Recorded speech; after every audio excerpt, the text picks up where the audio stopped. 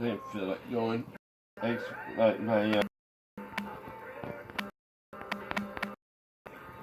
Done.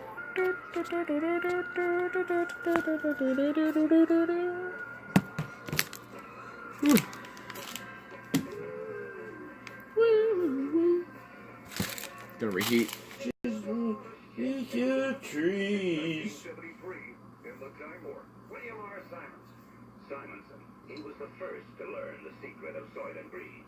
They told me to say that they weren't sorry, but that you had become unreliable. Saul Roth was the next to know. And he chose to die, rather than reveal the secret of Soylent Green. Now, more from the year we found out what Soylent Green was made of. Soylent Green is people! 1973, in the Time War.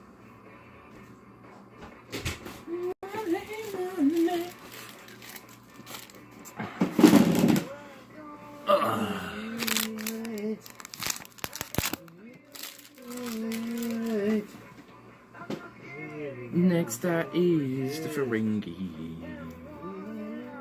Achieving greater wealth. The more wealth, the more important you are for great culture.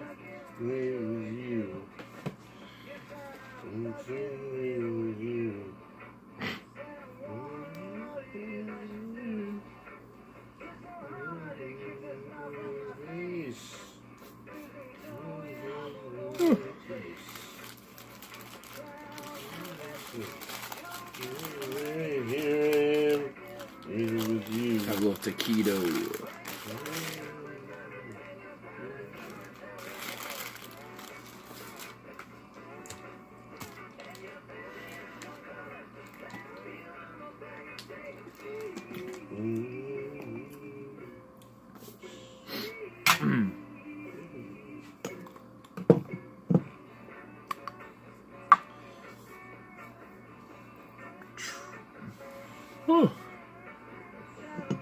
Give YouTube some time to hopefully maybe not send out those notes, them notifications. If not, well, time to make my mind start working, I suppose. I knew it. I don't even know why I'm listening to the thing in the background on Star Trek races. I don't even know why. I guess on that own right, it's a pretty cool topic on the races of Star Trek. Star Trek has so many infamous races that can be interpreted and referenced and cross-referenced in so many different ways of philosophy of today's standards.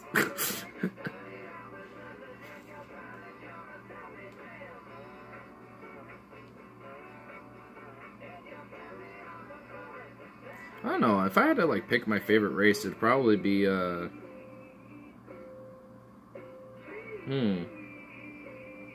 like I guess it would have to be in two different races. One obscure, one not so obscure. You know, like a popular, very common race versus like, you know, a race that isn't as known. So, I think for like an obscure race, I have to pick Acacian,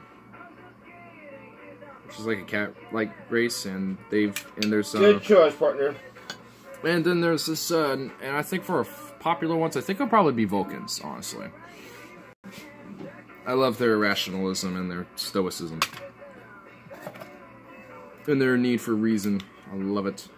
Makes me feel sane and normal. Makes me feel like, oh, like there's someone who has the same brain as me.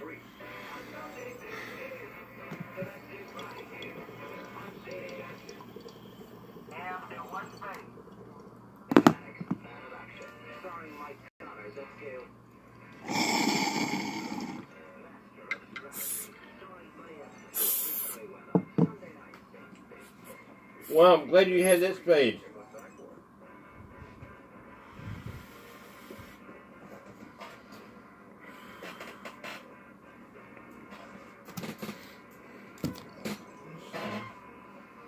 Oh, the Borg.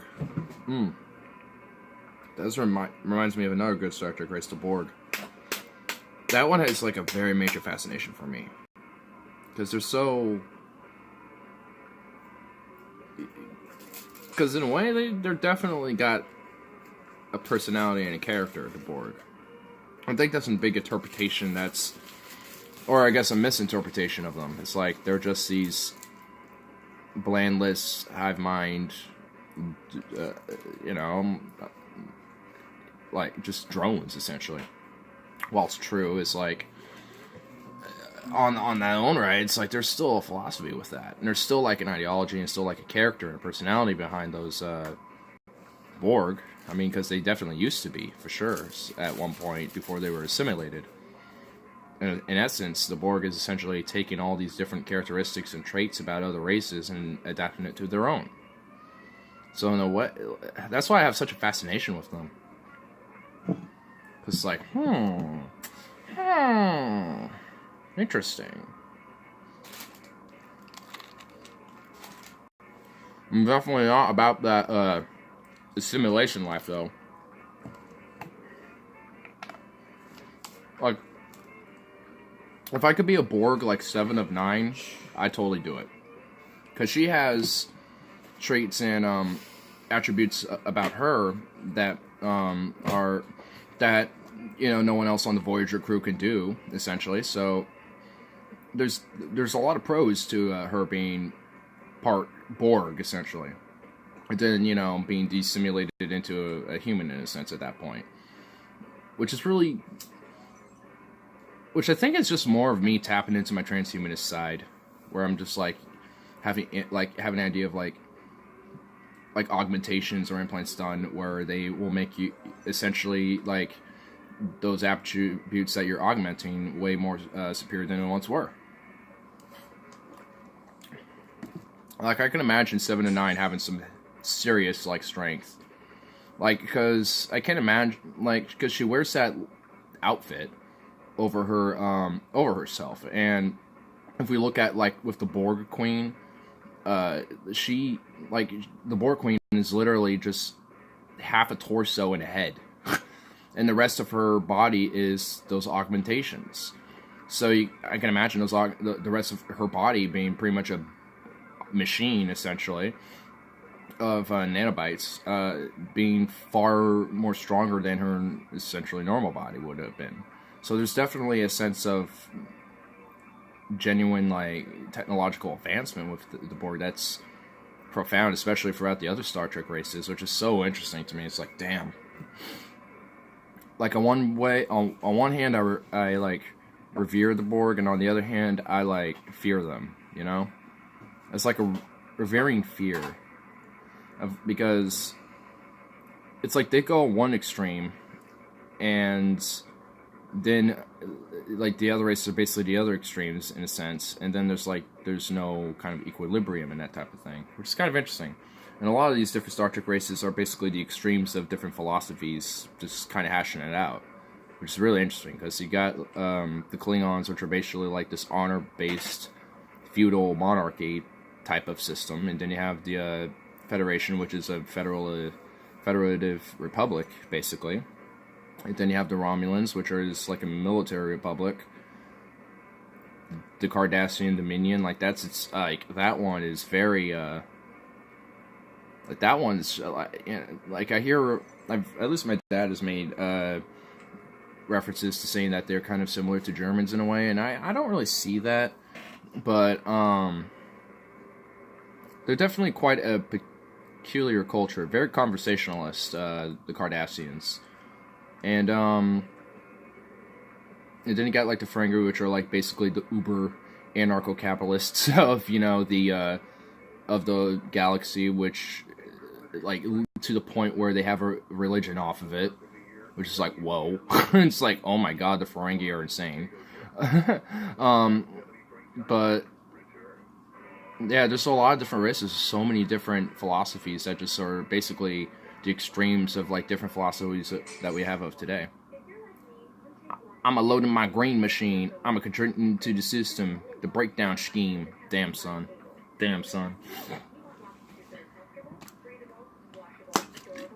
I was listening to an old DFF on Star Trek races, and I was kind of talking about it a little bit. I mean, I could listen to it right now if I want. See what they're saying.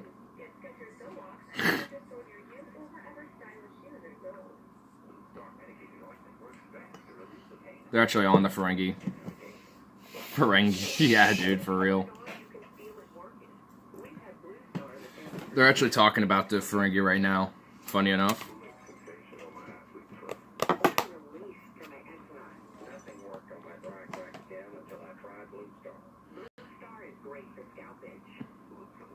How's the day? Actually, chill as fuck, dude. I'm so happy it was. I'm also glad it was. I remembered it was Easter because a lot of people didn't really come in. It was steady for a little bit, but then it died like at 7. And by that point, we just closed up early as shit. Like by like what 8:30, 8:15, something like that. And we were pretty much all done by like 9:30. Like I found like last second shit to do around then, so I stayed like 10 minutes extra just to deal with all that. But once I was done with that, I was like, sweet, let's get out of here. So, yeah, it was just, you know, quick little day. Like, the middle of the day felt so long. Like, it was to the point where, like, we had everything wiped down and kind of tidied up, where we had literally nothing to do. And I was just like, there was literally like a moment where all like me and my coworkers were sharing memes with each other. We lost like things to do, so we just literally just like shared memes. We got paid to share memes. Showed off some Joe Rogan memes. I showed off a few Alex Jones memes, and one of my other coworkers were pumping out these weird SpongeBob memes. So we had a little meme shareage going on. I never complained to get paid to fuck around on a slow day. Hey, exactly. I'll never complain about that either, man. Like, I'm pretty sure that, like, 1.5 to 2 hours of our entire day was just fucking around. And we still got out early. So it's just like, hey, I ain't complaining, man. Those days are the best, because it's like, it's a chill day, people are chill, like, no one's really showing up because it's an event or whatever, like Easter. Like Easter. And then, on top of that, it's not really much to do because, like, everything else was pretty much caught up to that point. So, it's just like, alright.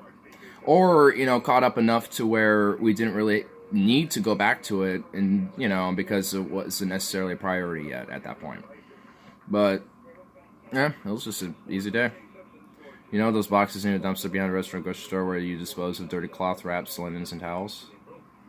No, well, yes and no. Our store doesn't because, well, we used to, for the most part. Not really anymore, but we used to actually have a little spot where we dumped them, or we had like these big, laundry bags, and they would, whenever like loads would come up, they'll pick them up and drop off other rags and stuff like that, basically. Or they were literally like sent to a laundromat or something and came back.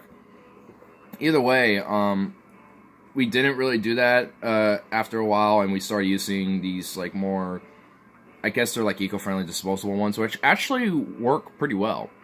And they're not really that bad. And for like everything else, I'm not too sure, because our department is basically using these disposable things, which they work, so I don't complain about it.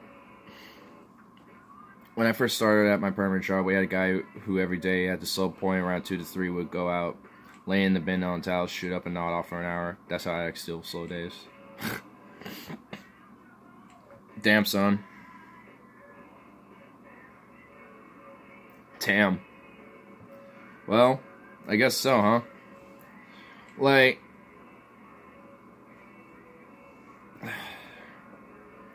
it's a really interesting thing, like, substance use and, like, working at, like, a job or whatever, because, like, it's really interesting, because, there's so many different people that has it affect them in different ways. No. For some people, a quick little bit of bud would just be, a little bit of bud's good for, good enough for a person, but for some other people, just literally smoking every day is good. For other people, they need more than that, some people want to shoot up a little. And for me, that's okay. as long as it's safe and, sterile and legal, which that's what I want. Like you said, I wish all drugs were legal. To quote T.J. Kirk, a man's got to have an addiction.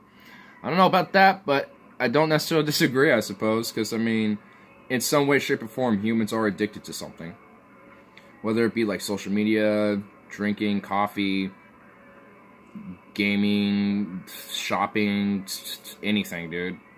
Humans will find something that they have some sense of dependence on. Like, I'm sure people will, look at me and say, you're addicted to this, you're addicted to that, even though I might not see it as that or whatever. So in a sense, but, in reality, in a sense, like, I feel like everyone has, like an addiction in one way, shape, or form. And that's not even necessarily a bad thing. I think that's just how humans are. They find things that, helps them cope with their daily lives, whether it be because, hey, I like, doing this activity, or this actually helps me mentally feel sane, or for whatever reason. Good job, partner. For whatever reasons, fill in the blank. Every person's case is different. And, and I think for all, it's like a sense of dependence that people want, or maybe not even necessarily a sense of dependence, but like a need, to, that they feel like helps them get through their kind of everyday lives, essentially. Which I don't necessarily see as a bad thing. I just think it's bad if you don't have a proper regulatory body to make sure that people who use substances, at least, are using them safely. Or at least getting safe. I'm not using them safely. I'm not using them safely at all.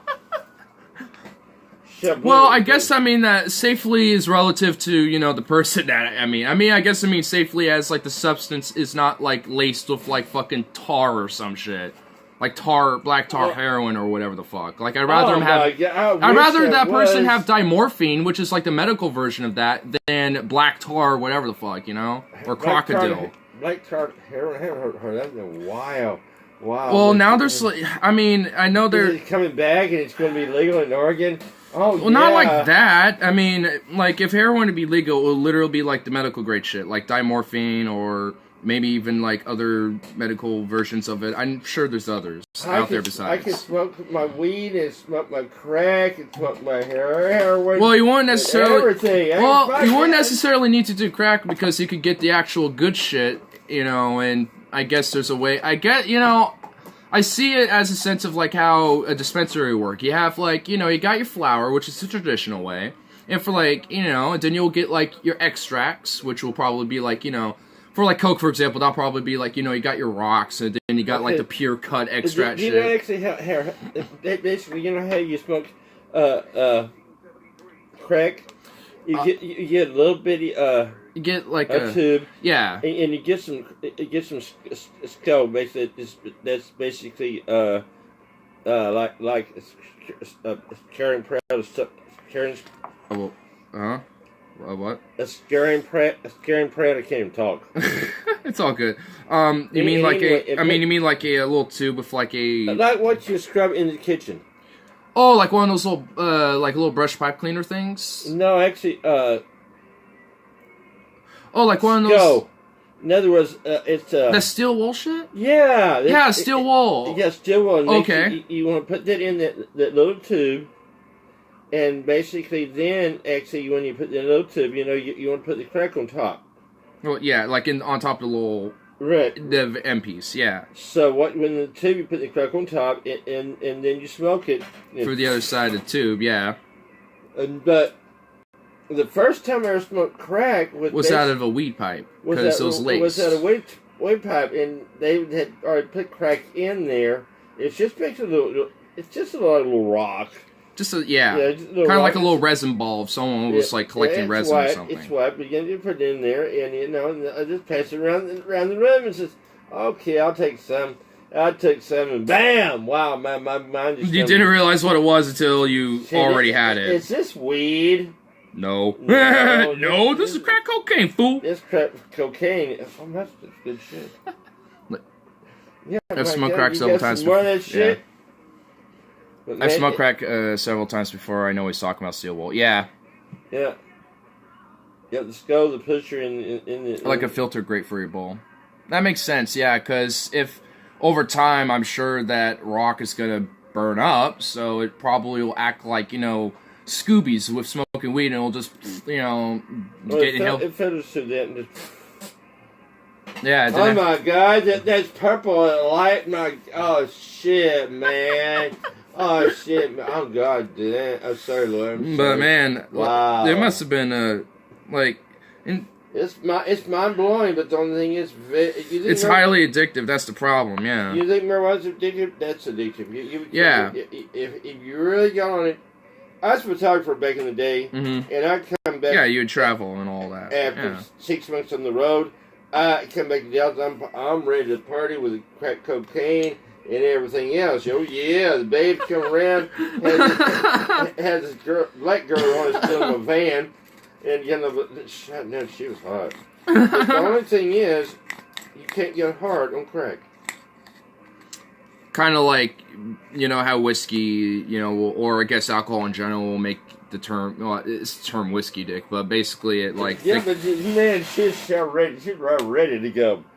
Jeez. Shit, and we kept smoking that crack.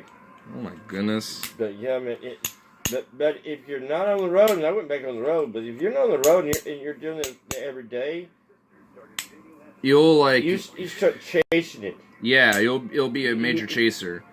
And I mean, had this guy, this black guy, and actually was jumping down the cart and stole this one item, and then jumped out of my car and said, okay, whatever. yeah. And but yeah, it's a lifestyle that you don't want to get in. Well, yeah, because that's the point of the dependence is where that comes in, and that's that's kind of the problem about the drugs now is that there's no system in place to help out people who get accidentally hooked on this type of shit, which happens. Some people are very addicted because you like you like the high because it's a psychedelic mind high. Huh. Yeah, and for some people that will be like they're gonna be prone to being addicted to substances just overall, just way more than other people too.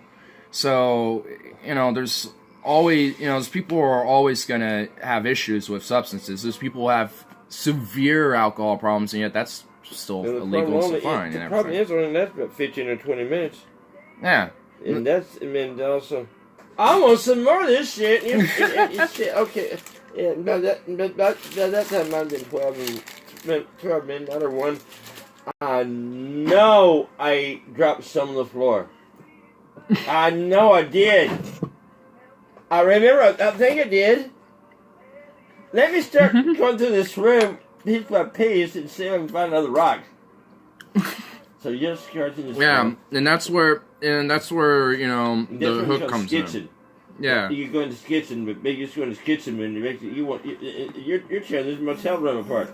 Just trying to find something. I want some crack. Even though you can't, because you smoked it all. So obviously it's not around anymore. I want some crack, man. Back in the day, man, that's crazy. Crack is like cocaine in whippet form. Mm-hmm.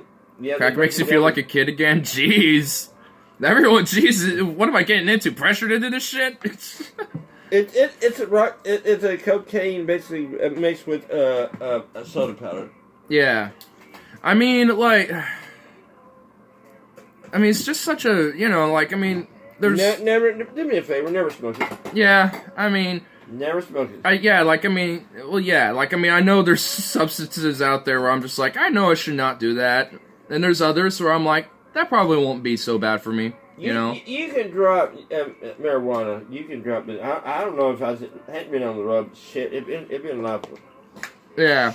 Because with marijuana, it's like it's more of a mentality thing, and it's to some extent emotional more than like an actual physical withdrawal. Like, emotional is like, you just, it could be someone that just like loves it so much they just couldn't get rid of it type of thing, which... Personally, don't blame anyone who thinks that, but I love it, but the only thing I smoke it. The only thing if I had to quit for a job or something, I could. Yeah, like I can depends what especially job, yeah. also take a break for a while because I've done that before. Like I mean, I've taken breaks and Oh, even yeah. for whether it be like a couple days up to or like a month tolerance Yeah, break. Like I did one last year, you know, during January. Yeah, we did it one time, and I think I cheated. Yeah, you cheated her way early on, and then I kind of gave in like just a few days before January ended. What? I gave in like the last. If I held out for like 2 or 3 more days, I would have made that whole month. But I like gave in at the last like second. I was like, fuck it. I was like, I'm close enough. I mean, it puts me to sleep. It puts me awake. I mean, it helps me motivate during I mean, the day sometimes. yeah, like I will say is that I definitely had a different like head change, you know, during that whole month, but it was more like trying to cope with all the frustrations and stress of life. It was like, how do I like reintegrate this like frustrations and anger on bullshit? That was my main thing, and I definitely noticed I was kind of slightly, I wouldn't necessarily maybe say snappy, but like more prone to more like emotional, you know, having more emotion out with me just talking or whatever, instead of just, you know, being like whatever, you know, just talking and doing my thing. But yeah, like I mean, it wasn't bad at all. It was just like, I mean, the only times it was hard, it was just like more at night, where it's just like, damn, I could use a nice little bowl right now before I go to bed. But usually, I'll just kind of eventually fade off and go to sleep. Which I mean, we should probably do a tolerance break again for a little bit, like I don't know, like a week or two or something like that. Because it's always good to do a tolerance break anyway, just to kind of refresh your mind a little bit. Yeah. Kind of let it take a break from being stimulated artificially, essentially. Oh, I guess maybe not artificially, but just like stimulate, like, you know, have, just, you know, force it to other stimuli. Because that's definitely one thing about marijuana, is it's basically a brain stimulant to some extent. But at the same time, that could make you just be like, instead of being like a brain stimulant in a sense of like, I want to go out and do force, it'll be like a brain stimulant of like, I'm just going to be thinking about shit. I'm just going to sit here and think. So it kind of works two ways in that way. It could be like a stimulant to make your whole self-stimulant, or it's a stimulant that makes you procrastinative as fuck. Man, some days I feel procrastinative. And with this bud, it's been 50-50. This forbidden fruit, like, sometimes I'm just like, can I even think right now? Could I, like, formulate a sentence if I tried? You know, it's just like, there's some of that. But some days I'm just like, I want to get out.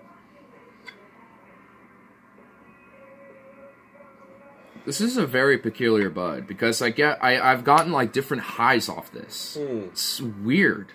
Man, the forbidden fruit is really a peculiar strain. Have you had any of it yet? Really? I thought, you know, I mean, I tried some of the Chernobyl. Here, I'll load some in there for you. Might cool. Oh. You can put it on top. Yeah, I'll put some on top there. Tastes good, too. Oh, I gotta get up about 9 o'clock in the morning. Oh, really? Damn. They put me at 1, so I gotta take a shower and shave. Oh, at 1. When before you leave, wake me up, because I gotta go to work like 30 minutes after that. I'll probably leave here somewhere on Market Street. I'm not sure, downtown somewhere, but but I could be there at 1, so I'll probably leave here probably about 5:30. 5:15. Well, yeah, that'll be like a good hour for me to get up and wake up. I kind of like, this morning I was just like, I don't even want to get up. And I pretty much waited until the very last second to get up and go to work. I was like, last second, it's like 1:20. All right, get up and go to work. It's just like, I'm just like last second possible. Oh, I just want to make sure. I'll probably leave here about 12:15 just to make sure I get there on time. Should not be clogged either, but here you go. Oh, thank you, sir. Yeah. Drinking the Fontainebleau Trappista Italiana Tripel. Italian Tripel style Abbey Ale. Herbed and spiced and made by monks in Abbey in Tuscany. Damn! Flavored with eucalyptus and Abbey garden herbs. Eucalyptus? Isn't eucalyptus like something koalas eat? And isn't that like a plant that's poisonous to people? Or at least other animals besides koalas? Or at least like few other animals? Or I could be wrong, I guess. I don't know. I guess there are different plants. I guess there would be different species of eucalyptus, I would assume. So maybe just a different eucalyptus. Oh. I know Oregon grows a lot of hops. Oh my god, dude, you're not kidding. A lot of local craft, like a lot of craft brews, craft IPAs as well, and pretty much every IPA and half the brews craft here is you're gonna find hops in. Eucalyptus is what gives cough drops their minty sort of flavor. Very aromatic edible herb. Huh. I guess I'm probably thinking of a different plant then. When I'm thinking about the eucalyptus. I guess I'm thinking of like eucalyptus trees of the, in Australia where those are ones are poisonous. And I'm assuming, I guess those ones are different compared to these plants.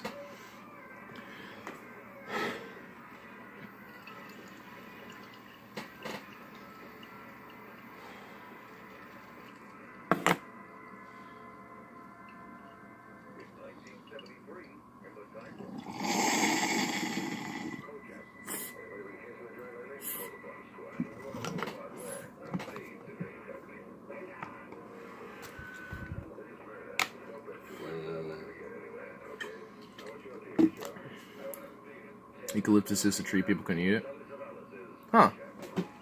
I was under the assumption that they couldn't, which is why I was really confused. Guess that's a little wrong on that. I thought eucalyptus was something that, like, nothing else eats at all besides koalas, because it's something about, like, the plant itself that's poisonous or toxic to, like, other life. But, I don't know.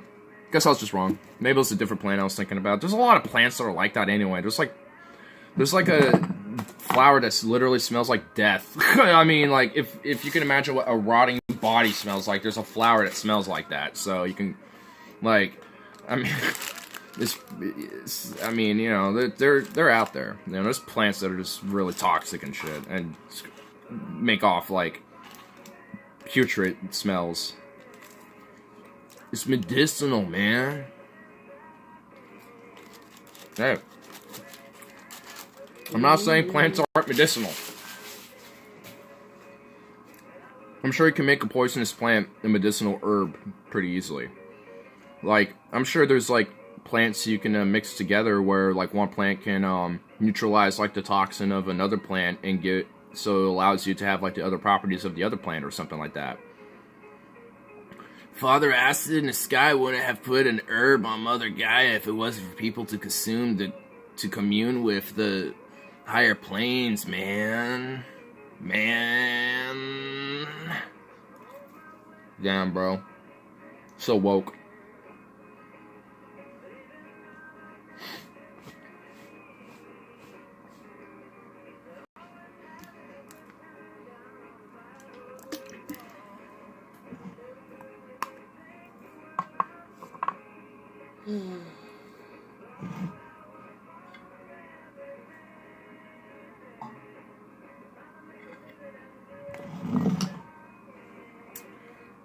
Speaking of acid, sometime this week I might get some. I wonder what. I probably won't do any this week, but maybe next week. Yeah, probably next week. Yeah. Yeah, let's buy something next week. That's one flower, the largest world native stuff. It only blooms for a few days. They're so they're rare to find in the wild. They smell like rotten meat to attract insects to fertilize it. Yeah. Yeah, there's a reason why it smells the way it does. It's meant to attract flies, and then that allows them to fertilize them, because, in a way, like bees, they'll collect pollen on them. Bees, they do it purposely, but for insects, just by happenstance of being on a plant, they're probably going to get some pollen on them. So, chances are they're probably going to land on another plant like that. So, that pollen will then land on that plant over time. So, there's a reason why it smells like that. It's to attract flies and insects to that, so it fertilizes it.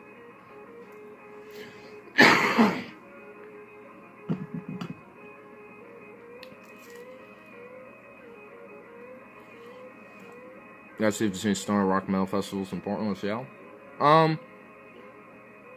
Man, I know there's like, I mean, there's just music festivals all over the place in Portland. There's one literally under a bridge. There's just one that's under, I think, the Broadway bridge. And, it's honestly really cool. Because it's just basically a bunch of alleys and, like, under the bridge where it's set up, it's just a parking lot. So they set up in this fat parking lot, and pretty much everything around it are a bunch of alleyways and shit. And they set up there, too, just like in the very surrounding alleys and stuff, and other little, like, industrial areas and things like that. And it ends up being this big-ass festival of just various music. Like, the last time I went to it, they had indie, alternative, punk, and rock. They had, like, 4 to 5 different genres going on. So, I mean, if you want to, like, find music, especially, like, a large diversity of different genres, Portland's your place. I'm not saying, like, Portland's the #1 place, to go to, for music, but, we got, like, a lot of music scenes that tend to kind of intermingle a lot at the time. Which is really cool. That's what I love about it. I have to go see it. I've always wanted to see Seattle or take a look at Portland again. Yeah, there's a lot of gems in Portland, dude. There's a lot. I'd say Seattle got a lot too, but I've only been there once for a couple days, and according to my friend Logan, apparently the only good place is Pike's Place, and I was happened to be right by it, which is why I apparently had good things to say about Seattle. Which I'm like, okay, fair enough, because I haven't been anywhere else in Seattle, really. So, fair enough. I mean, but I'd like to actually see Seattle and, actually check it out and see more of it. I would actually like to, like, delve into, like, the more inner works of Seattle and see everything else but Pike's Place as well. Of course, go to Pike's Place again if I ever visit. But, I definitely want to, like, check out more of Seattle, though, because it does seem like quite an interesting little town. Well, not a little town, more like a big-ass city, but, I mean, it'll be interesting. I'd like to go there again at some point. And, I know with, what's it called? With Portland, there, like, for music-wise, I know there's at least, there's obviously the Blues Festival, the Rose Festival has music, but it's not, like, directly a part of the Rose Festival, it's kind of, like, always around it, and then there's, various different other festivals, and I don't even know the names of all of them. The one I went to that I was talking about earlier, I don't even remember the name of. I think it was called, like, what was it called? I don't even remember what it was called, dude. Like, it had PDX in the name. That's all I know. It was like something PDX Festival. Or Fest or something like that. But beyond that, the name blanks me. I don't know. I don't even remember what it was. But, it was a really dope-ass festival, because, like I said, they had, like, 4 or 5 different genres from, like, random bands. I remember there was, like, this, like, rock punk type of band, and literally the guitarist / singer, I'm shit you not, looked like young Mark Hamill. I'm not even shitting you, dude. He looked like a young Mark Hamill, and I'm just like, what the fuck? It's Mark Hamill if he had a music career. I'm just like, holy shit, this is cool. And they were killing it. They rocked hard, dude. Like, I was moshing so hard to this band. Like, they had a mosh going on, and it was funny because, there was a time previously that me and my friend did this, like, little drum circle on the waterfront, and I met a few homeless guys who were there, and they were actually really chill and very cool people. And funny enough, I met them in the mosh pit of this band. I don't even know the name of the band either. I just know that one of them looked like a Mark Hamill look-alike, if he was still young. But beyond that, like, what band? I don't even know the name, dude. I just know that one of them looked like a young Mark Hamill. That's it. Like, it happened at least like 1.5 to 2 years ago. So it's just like, I don't know. I don't know the name. I don't even know the name of the festival anymore. I'll have to ask my friend Logan, because he would know more than I would, because he was there way longer than us. If Stefano's here, he would probably be able to maybe let me know, because he was there too. Like, there was a lot of us that went to that. I managed to show up last second, but, for, like, the last, like, 3 bands of the last night of the festival, but, hey, it was still an awesome fucking time. And it's free. It literally was like, you show up and you're there. Like, so I don't know how they, like, did up. I don't know how they, I think it was, like, some informal type of event, which is why it was just out of nowhere. But it's a yearly thing from what I know, so I know that much. So my guess is they probably get, like, donations, or, maybe literally all the bands around to get together and try to orchestrate. I don't know how they do it. I mean, but still, it's a kick-ass little thing that happens. Side trip? Oh, yeah. I was last time, I will be again. So, like, yeah.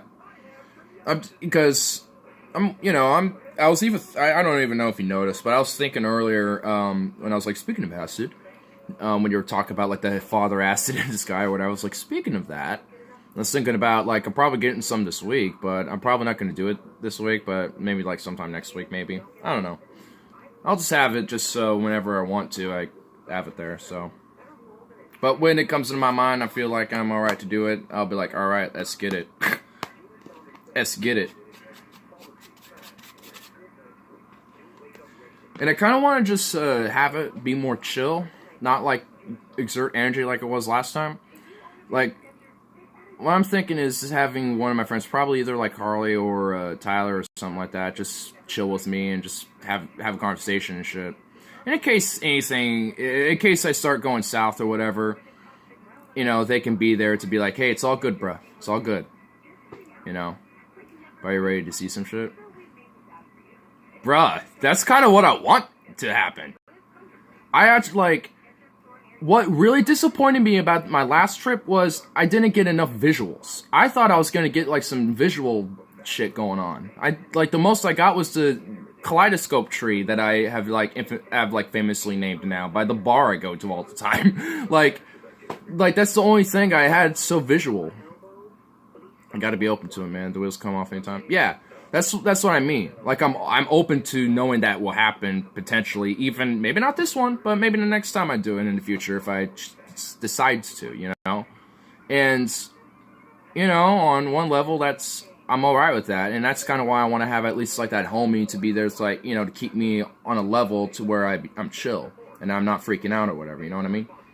So, I don't, like, again, it is... The wheels will come off and it's just uncontrollable, like you said. So, I don't even know how, like, the homie being there to be, you know, to be like, it's all good. Just have a deep conversation about some shit or something, you know?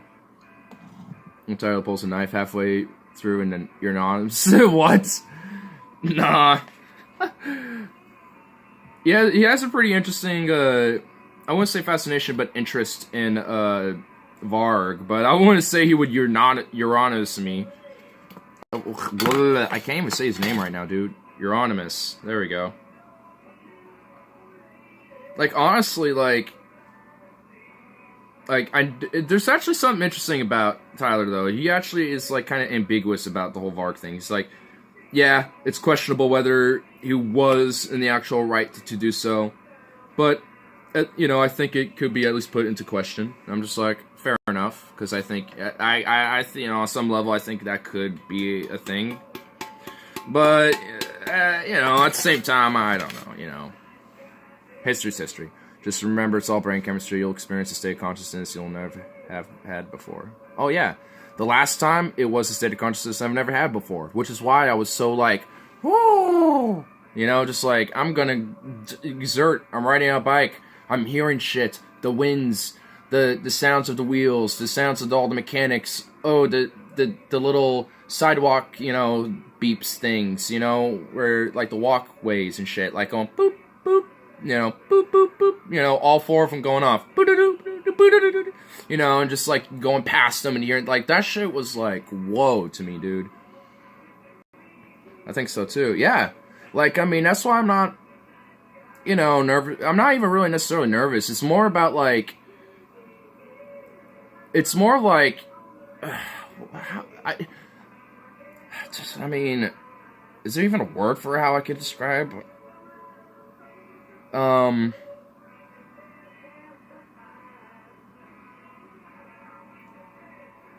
like a strange, like, uneasy curiosity, if that's a way to put it. Like an uneasy sense of curiosity, because it's like, I'm curious, but it's like there's a weird, it's like a mild, it's very mild, but it's not because it's like a negative thing. If anything, it's more like a neutral, because I don't really know what to expect because of its unpredictability. So it's just like, I don't know, like, again, I don't know if that's even the best way to put it.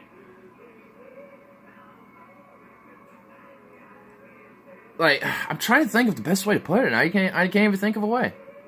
Like, that's the best way I think I could have come up with that, I guess. Uneasy curiosity, even though uneasy doesn't even really fit that. Like, uneasiness, like, queasiness doesn't even sound right. Strange? This meditation, mindfulness exercises. Yeah. Because honestly, if anything, I'm probably just overthinking it. I think that's just honestly it, you know? That's what happened last time. I was contemplating and overthinking it for the last seconds. My friend Logan was like, just do it. And I'm like, fine, fuck it. And I just did it. So, that could just be it. I could just be overthinking it. So maybe doing that once or twice to kind of try to let myself kind of chill, you know, and just do it will probably be like the best case, I would assume. Sam Mendes actually has a very good series of meditation beginner guide videos. Huh. Mars, I should read his... I just recently bought his book, The Moral Landscape, so I should definitely check that out. I'm currently reading his book, Waking Up, his Guide to Spirituality with Evolution. Good meditation guide in that, too. A technique advice. Huh. You know, I saw that book, that one, right next to The Moral Landscape, which I bought, and I was half tempted to buy it, but I don't know why I didn't at the time. I think it was just because the Moral Landscape was cheaper, hence why I got that one. Because the other one was, I think, like $5 more or something like that. Or it was just a little bit more expensive. I don't even know if it was like $5. It was either like that or like 2, 3, something like that. And I was on a little bit of a budget. I don't want to go too over. I was already slightly over as it was. I was just like, don't want to go too over.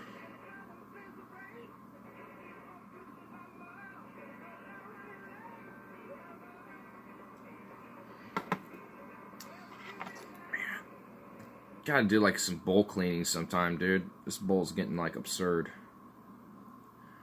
The resin caking up on these edges. Oh my goodness. Comes to a point where you just gotta get the whole sucker cleaned. I also got the bell curve about human intelligence and the effect it has on strife around of human society. Ooh. Actually, I haven't. I probably would have never considered that if you didn't put it that way, because that's actually quite interesting to me. So I have to really, I mean, these type of, you know, those type of things really like just make me curious even more, man. It makes me more intellectually curious about like us.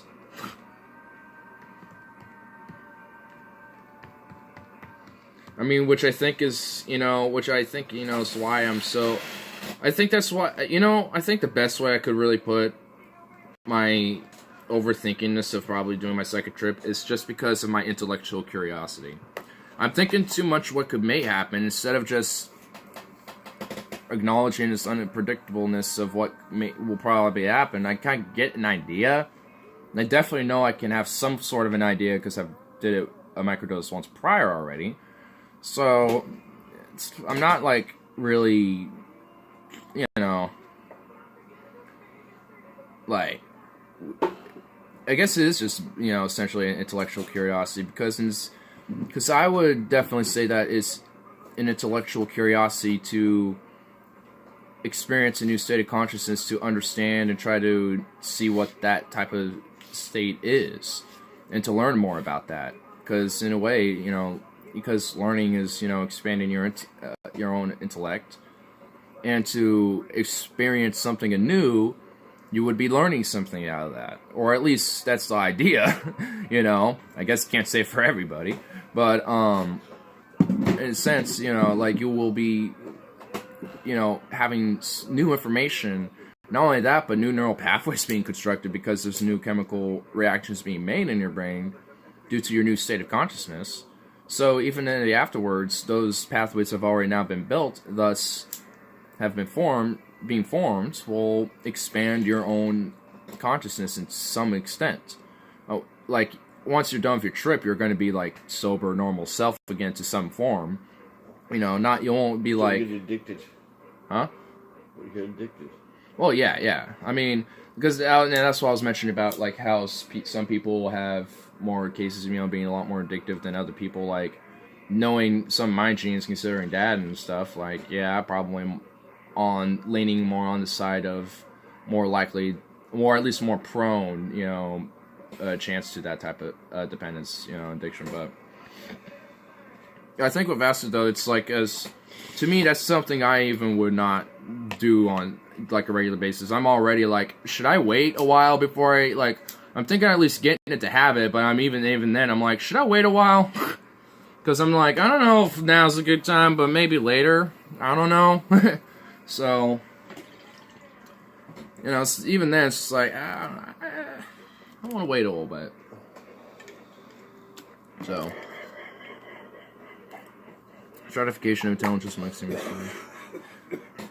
But now we live in the information age, so you can start a software company or start a hedge fund. Stratification of intelligence amongst humans. Yeah. I mean, it's a lot you can, like, people, you could do all sorts of different things nowadays, being in the information age, because that information's out there for you to see. Alrighty. Because that information's now available. And at the same time, also, there is disinformation, too. I think at the same time, we live in the disinformation age as much as the information age. And I think, honestly, the disinformation age never ended or started. It always was. But, you know, it's still something. There's a lot more of, like, a combat going on between information and disinformation. That's definitely something we can put it. That's definitely a way we could put it. There's a lot more conflict than there once was with that. Read my butt message. Oh, something buff. Oh.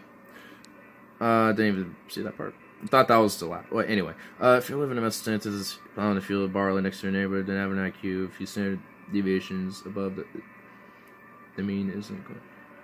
You make advantages. Well, yeah.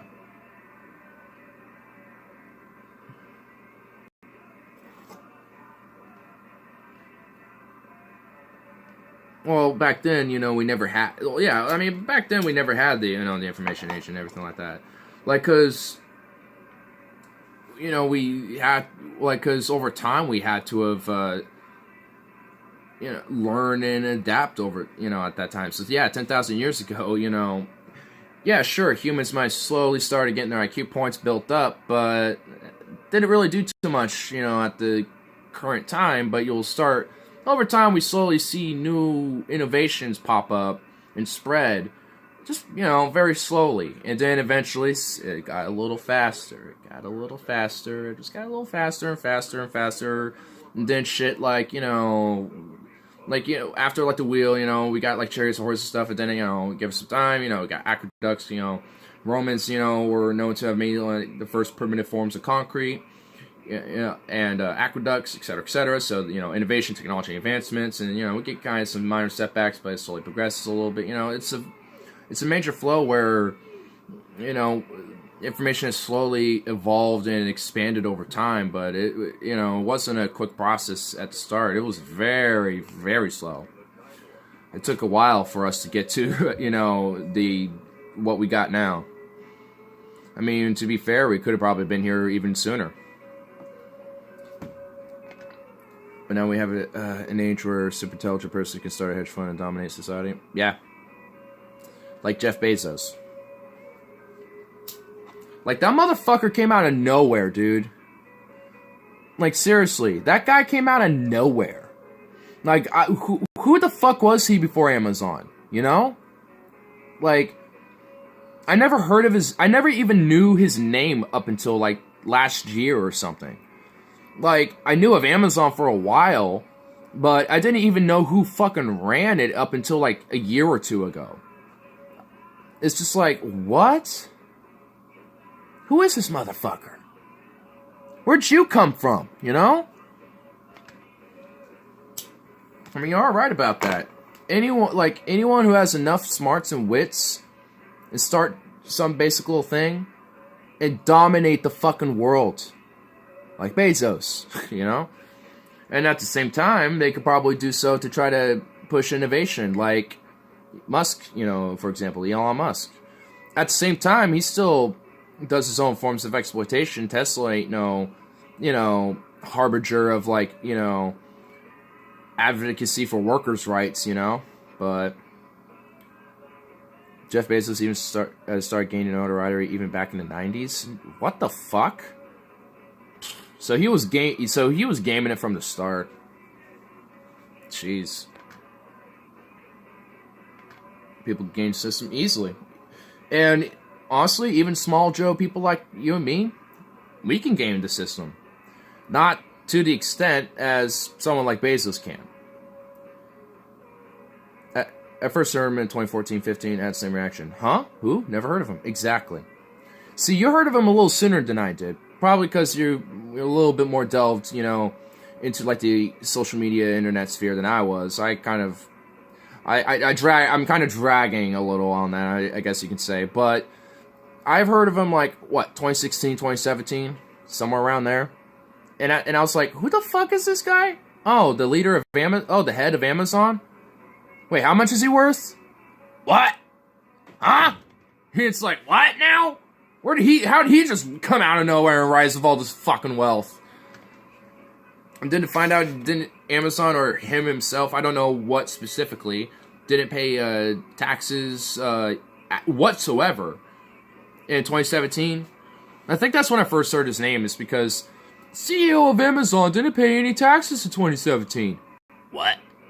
And I'm like, who the fuck is this guy? And oh my god, you know, it's just like, Jesus Christ. John von Neumann was a smart man. Don't know much about this individual. Assuming probably smart but terrible person, maybe? I don't know. Kind of like Jeff Bezos. Smart but very terrible human being.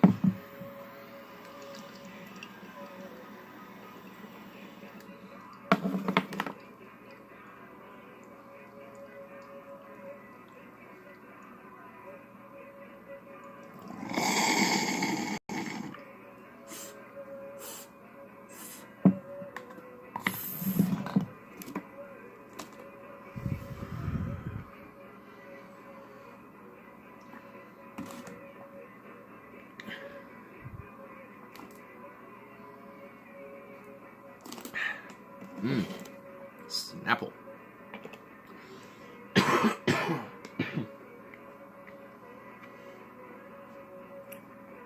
It was, this Manhattan Project. Oh! The main guy I know of the Manhattan Project was Oppenheimer. So I kind of neglect the other ones that I should probably also acknowledge as well. They all played a part. Fuck, Einstein played a part to some extent, didn't he? Because I know he helped kind of... did he a little bit? Was he? I don't think he was. Immigrated from the U.S. as an Ashkenazi Hungarian Jewish family, estimated IQ of 170, 180. Damn, dude. Well, I mean, if you're an intellectual guy like a physicist or some shit, or like a scientist, yeah, you're gonna have an high IQ. Like, I think just that is a given with any scientist. He was a child prodigy, performed 8-digit calculations by age 8. Holy fuck. I could barely do a fucking math problem by age 8, dude. I remember, like, math was, like, even growing up I was terrible, dude. I was just never good at it. Like, I'm actually not, like, terrible, but I'm not good at all. Like, if you gave me, like, some crazy-ass, like, complicated algebra problem, there's no way I'm fucking solving that. But if you gave me, like, a basic algebra problem, I can figure that out, you know? But, like, I was just never good at it, man. I've always needed like a little bit of tutoring and assistance with it, because I've just with math specifically. It's always specifically math. I was never good at. I always was really good at sciences, writing, art, everything else. I was really good at. Math though, I'm like half retarded. There's a lot of doctoral students who were in the project. I scientists. Ah, okay. So he kind of indirectly helped, because a lot of his students were a part of the project, and a lot of his work in general probably helped out with the project as well. So, kind of indirectly. Because I knew his work did help out with that, so it's kind of where I did. Von Neumann can do those calculations entirely in his head instantly by age 8. Fuck me, dude. Like, fuck me. He learned ancient Greek by 7? What the fuck? Oh my god, I think of myself as at least somewhat intelligent, but then I hear about these motherfuckers and I feel like a retard now. Like, put me in my place. You know, put me in my proper place, I should say, honestly. Like, make me think I'm smarter than I really am. But, my goodness. Like, I barely knew hello in Spanish, let alone fucking ancient Greek. Richard Feynman Dyson, students like that. Oh. Wasn't Freeman Dyson the guy who theorized the Dyson sphere? Because I know that there was a scientist named, his name was Dyson, and he theorized this the whole idea of a Dyson sphere, which is pretty cool. Some humans are genetic freaks. Intelligence is real. He was a mentat. Yeah. Yeah, like, I mean, which I think just shows how, like, valuable and also, like, you know, resourceful our bodies are. You know, because on one hand, we can be born with, like, a cleft foot and can barely fucking walk, let alone run. And some people are born with a brain of, like, a fucking super genius. And it's like, what the fuck? It's like, whoa. You know, then you got pretty much everyone else who's just basically, oh, I'm just in the middle of the road now, yep, chip chip cheerio. You know, just like kind of, you know, mishmash of just in the middle. It's like, oh my god. Humans are just like, overall, humans are just genetic freaks of nature, dude. Like, we are probably the most complicated, like, I honestly think we are literally the most complicated life form that we are aware of. Like, there's life that's complicated as fuck. Like, I mean, for example, like, octopuses, like, they can basically, like, morph their entire bodies into, like, anything around them for their environment to conceal and protect themselves. You know, it's like camouflage. Like, that's some complex and some crazy shit. Like, we can't really do that, but hey, like, that doesn't, like, that's just one complexity that we can't have whatsoever, but we are, like, utterly complex in way, far more other ways. It's just crazy. Freeman Dyson indeed was. Alright, cool, yeah. He's all off with astrophysics and space travel, dipped his toe in science fiction, like Isaac Asimov. Yeah. I like the scientists that kind of tip their toes in science fiction because, you know, like, contrary to my nihilism, I guess, my cynicism, like, I love reading about scientists who are just, like, utter optimists. And try to, like, you know, say, hey, you know, this might be fiction now, but theoretically we can get to this type of level, you know? It's just like, well, shit. It's like, well, let's work on this type of thing. You know, like, if theoretically we could do it, let's fucking work on it. But, you know, other global paradigms prefer other things. Stars are more complicated life form, as are galaxies and universes. Humans are simple in comparison to arbitration and definition of life as rational. Well, fair enough. Yeah. it's just a series of self-replicating patterns. Yeah, I think the main differentiation is self-awareness. I think because I would think even simple life is like a like a spider or something has some self-awareness that it exists and needs to sustain itself in order to continue, and continue itself. Well, yeah, spiders, yeah, they got brains, yeah. Jumping spiders, for example, have pretty complex little brains, compared to other spiders because they have, these two fat, binocular-style eyes in the front of their faces. And I would think it's something else. These little ants that crawl around all our place. Yeah, they have brains too. Yeah, brain. Yeah, they do too. Yeah, it's very it's obviously very small and nothing. Wow. It's nothing in comparison to our brains, but yeah, they do. Huh? Yeah, it's gotta be a little speck. Yeah, even just even a cell in itself has some form of a brain type of thing. It's the nucleus essentially. It's for certain insects or certain life. They'll have well, my brain's right here. Well, yeah. Head, Yeah, and for insects, depending on the bug, their brain will be for spiders. I found out they have a their heart is literally makes up their entire back of their abdomen basically. Huh. Wow. Yeah, and it's really weird. The anatomy inside a spider is really, really weird. But at the same time, it's they're a really interesting little critter, honestly. Mm-hmm. Spiders are definitely a fascinating little thing. But yeah, little bugs like that, micro life, they have.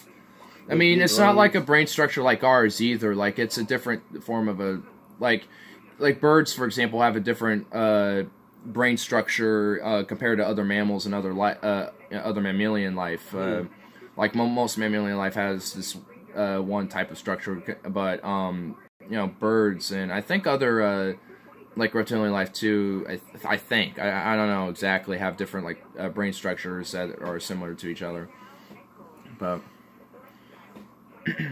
Spiders have ganglia, simple neuron bundles. Yeah, that's pretty much their little brain. Yeah, it's not like a chordate or a mollusk brain, though. Yeah, yeah, and it does essentially the same thing as ours does, just on a far more simplistic form. Because this little jumping spiders, for example, they have a little bit more of a complex one compared to their other, spider counterparts, but because of those fat front eyes that they see afar, because then they can see prey from a distance and hop right up on that, and they are able to observe and do the same thing and analyze their environment kind of like we do, but obviously in their perspective, their eyes are seeing the world around them in a far different way than we are. We have we're just looking 2020 just forward essentially to a spider. They're seeing 180 degrees all around them, and then they got those fat for jump spiders at least they got those fat freaking eyes and they can see out that it's I can't imagine having just popped my leg but I can't imagine having the visuals of a jumping spider, dude. That must be insane. I can't even comprehend that. I don't know how that works. That it does, but I just don't know how it does. It's just, it's just so, that's a little complex part of that simplistic thing. But it's really cool. I don't even know why I had this thing dangling around my ear.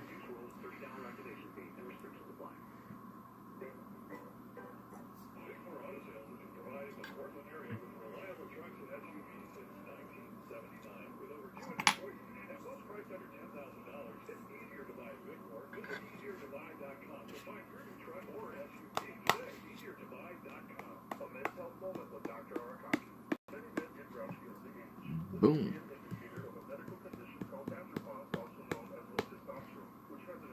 Okay, I just had just a tiny little rant about my fascination with jumping spiders. Oh my goodness.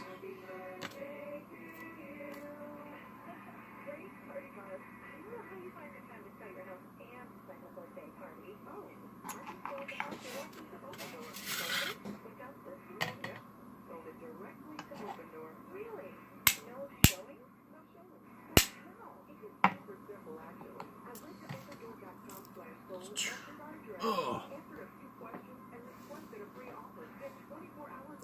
Damn, check got quiet. Y'all got quiet. What the hell?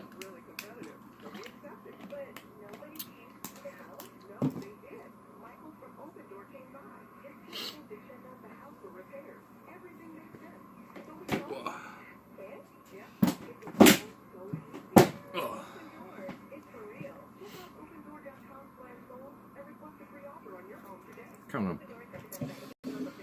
Give my musical tune out. Am I doing this? Have I just been doing this every stream? Where I pop this? I think I have.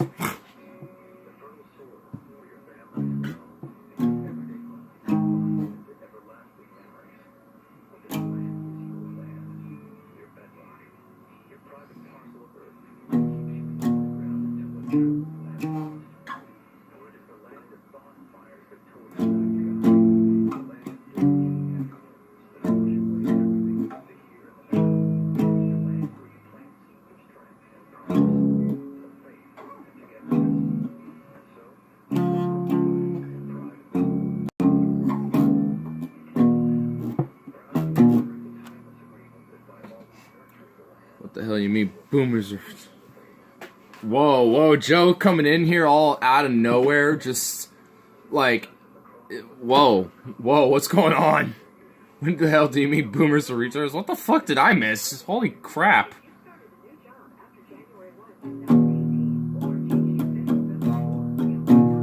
And I don't think he's here right now, honestly, but I could be wrong.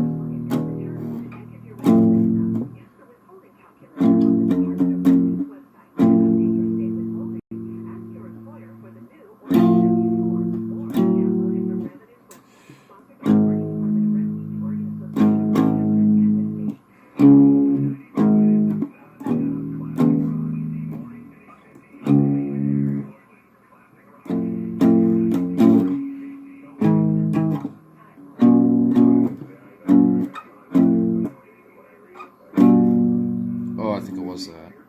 Wasn't it? Yeah.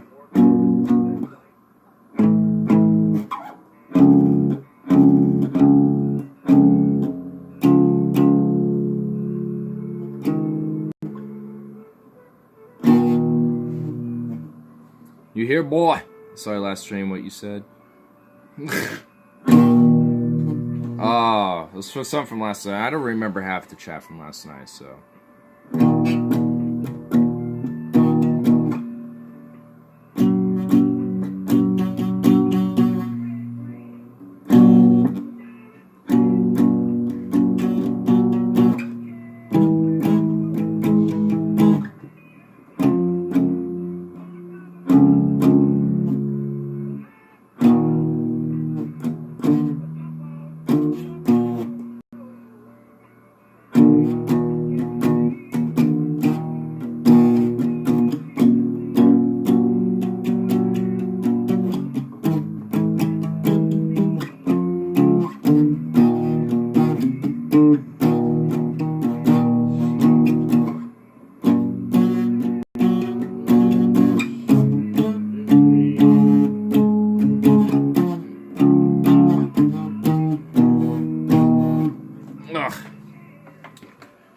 Unless I remember the riff from last night.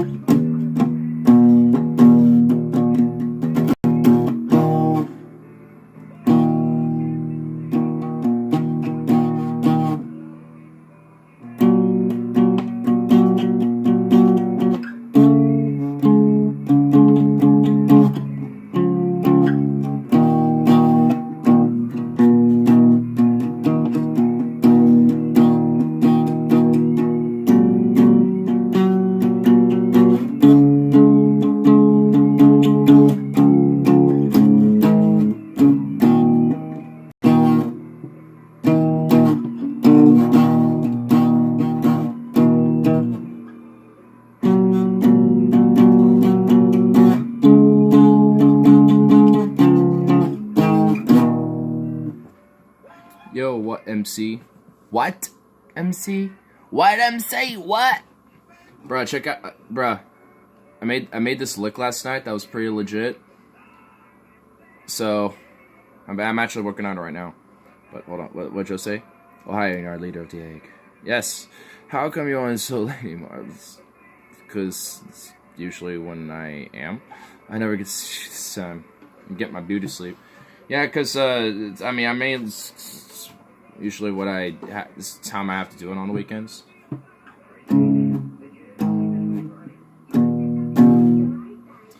But anyway, Stefan, this riff is actually somewhat a little complex, if I could try to show it off here. But, like, let me try to, like, show the complete riff in, like, in slow form.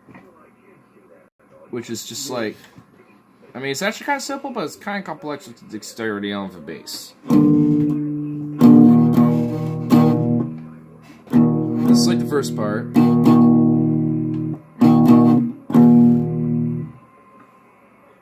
But every now and then I kind of do like this little but it's a little harder to do that going all like, you know, like all this shit. I have to just do that. Anyway, the second part. Oh, embarrassing. That note's still there. But we go with kind of a minor there. But it goes up here. No, I remember that. And then goes up to here. And then I get this crazy octave shit. Which this is probably my favorite part of the whole lick. And then it goes back. I'm just like, damn son. I'm gonna try to do it in kind of full, even though it might be a little slow. I might have to make it. I'll at least do the simple version because I can do that a lot quicker. Which is just, you know, just the main part, which is just a low part.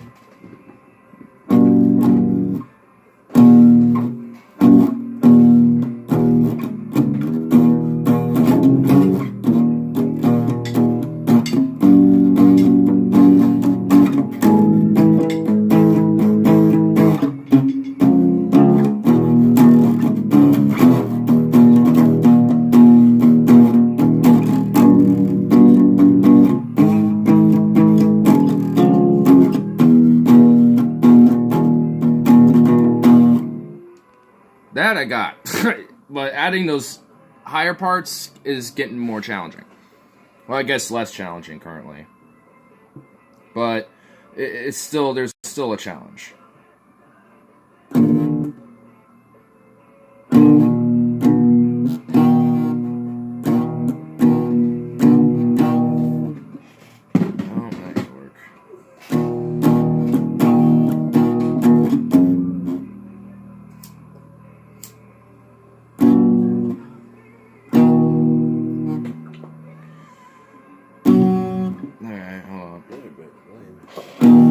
Doing this and getting into the minor is the hard part.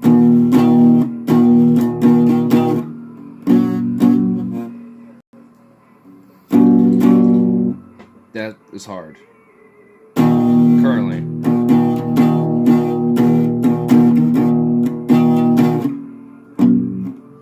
Fuck. Come on.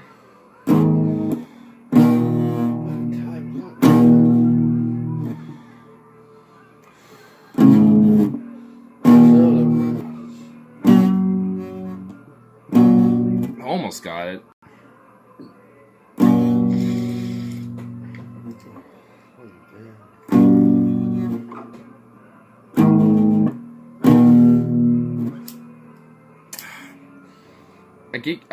I get like gypped up on this one. This one, trying to get into that minor, because then it goes because after that it just goes back into this normal part. But then there's this octave. But that one's easy. And then it goes back to what it normally does. But the minor is the one that keeps messing me up. I mean, let me just...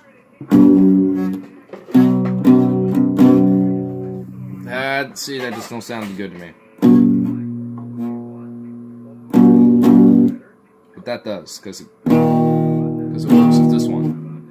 So, I guess I just have to keep it going here.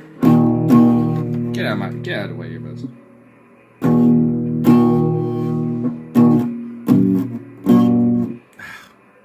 Ah.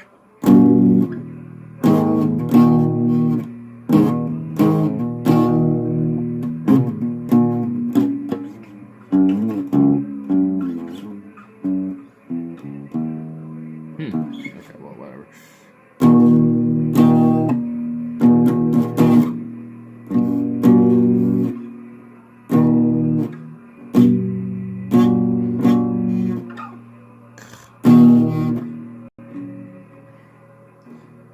We'll just try to work on the hand motions first.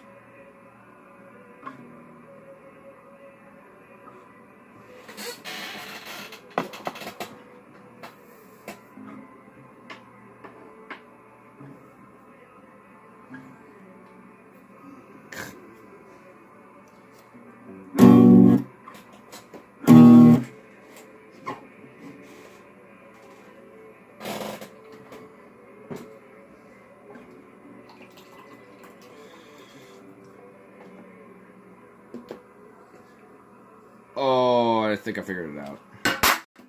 You really? That was not good. Oh, wow, Trendy, you don't know where the word hit there. Maybe I should start with my middle and ring finger here. And then I could just move that down and quickly whip up my... Okay, I think I figured that one out. Let's try that. It's gonna kind of be weird, but we'll do it. I have to like push with my thumbnail on this one.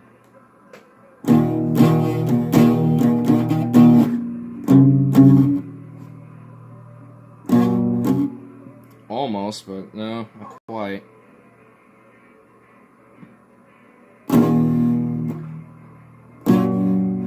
It's easier.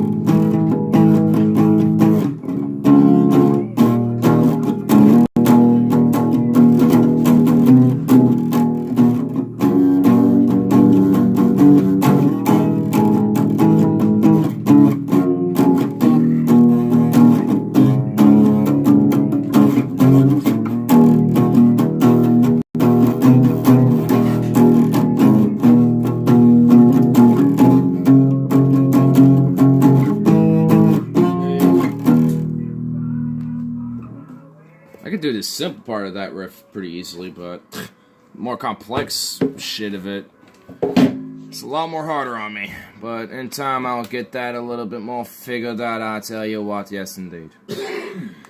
In time, I'll get that riff more perfected. I find neckbeards make good company.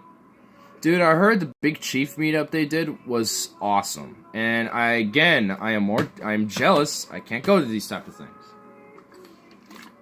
Mainly because they're too far away. You should set up your mics. Your phone mic is clipping big time. How do I set up my mic on this? Especially if I want to smoke a joint and chill. Oh, hell yeah, dude. Makes for good camaraderie. Wish I gotten up and gone. I know, dude. Get an adapter. What? I'm sure there's some bad stuff. Oh yeah, they were doing it. XLR to micro USB. Do I look like a guy that loves doing extremely technical stuff? Do I look like the type of individual situation that does hardcore technical electrical things? I'm just kidding, Stefan. I mean, you know, that would be kind of interesting. I'd be curious to see how that would end up for the stream. Be like, what's up, everybody? I have like a podcast and the camera's my phone. I would not, honestly, that would just be really bad visuals, though. Because how would I set up, like, the actual thing itself? XLR to 3.5. Well, yeah, I knew what you meant, but still. It's just like, what? Hey, little puss ball. Can I pick you up? Hey. Which one's that? Meg. Yeah, which is like... Yeah, good luck on that. Well, hey, I've had luck before. And she's so darn cute. Oh my goodness, look at her. She won't even let me pick her up. And she'll sit there right next to me, look at me, and meow, meow, pet me, pet me. No, get it. Like, we'll try real quick. Maybe she'll... Because sometimes... I've done that. Like, there's a trick... There's a trick to her. There's a trick to being able to pick her up, I've noticed. Because on one hand, she looks like she kind of wants to sit on the lap right there. She's like, it's like, is there a way for me to sit on the lap? I mean, she won't do that, but... Oh, hold up. Yeah. Maybe. Come on. Hey, she might. We've been here over 10 years. Yeah, you've only been here, like, literally your life. Why don't you come up here and sit on it? Costs $11 on eBay. Well, You need to get this whole thing. Yeah, come on.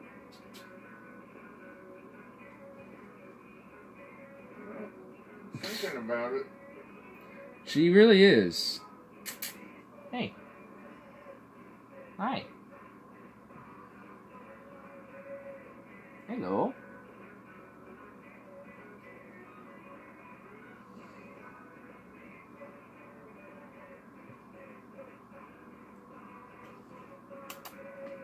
She's like, I'll let you pet my head and I'll run away. If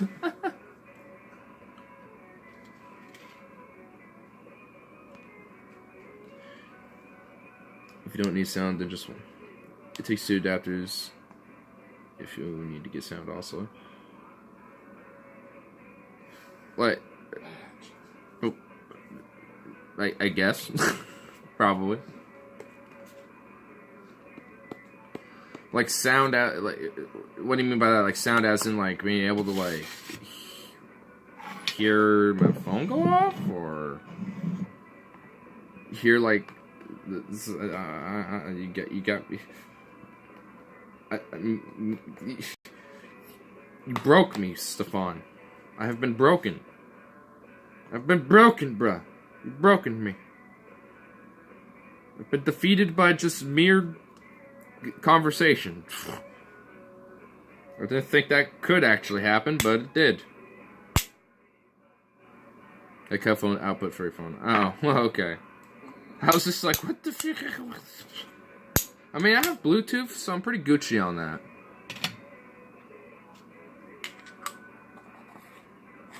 But, yeah. Joe, I've been drinking. I'm pretty sure plugging something in the headphone jack disables the speaker. Did Joe leave? I think so. I don't know. I've seen viewers up to like 2 right now, so I'm assuming he did. Poor bastard. Probably went back to his beauty sleep. Dude, one day I'll play my hair like this, and you'll just see hair like flick from all the way to like here and shit. But for now, it only flicks like this far. Well, to be fair, it's obscured in a hat. There we go.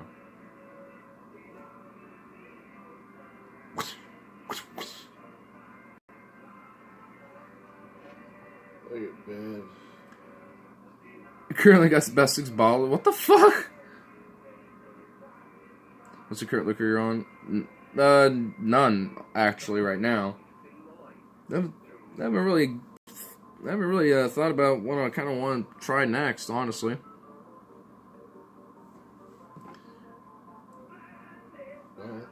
I know it's best focused on one at a time like a book.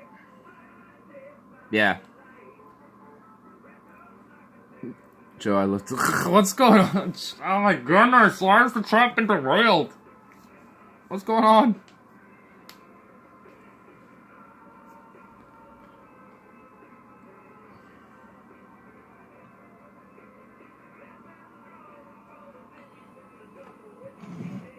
Getting respect here. I mean, what? I am confused. What is? Oh my goodness.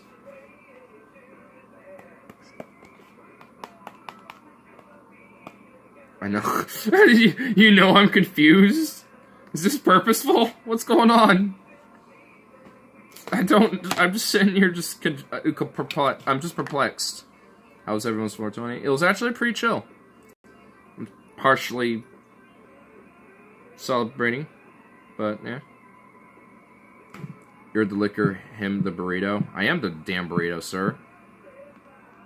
Making a Cuban mule, dark spice rum, ginger beer, domaine decanted, ginger liqueur. Oh my god. Honestly sounds good though. I didn't really even get high on 420. Me neither. Not like you know, whatever. You know, I was just kind of like, yeah, it's kind of there. Cool. I mean, if I had a day off, I probably would have honestly been able to do something, but it's whatever. I probably would have just went out to the river and just kind of chilled. Well, I had a pot roast sandwich at 420. That's one way to celebrate it. You had a pot roast. So.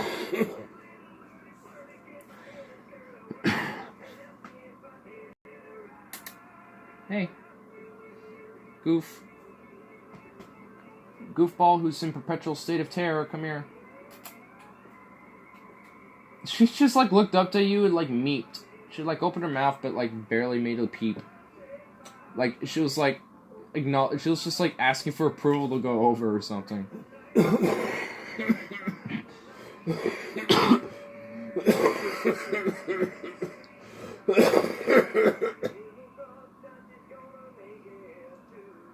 Meg. And Clea was a kitty. She came up and... Yeah, she wouldn't make a noise. Now she just makes... I see her lips moving. I don't hear any noise. And after a while, she just like... She makes noises. She makes just these little, like... She makes these little baby rees. Like little...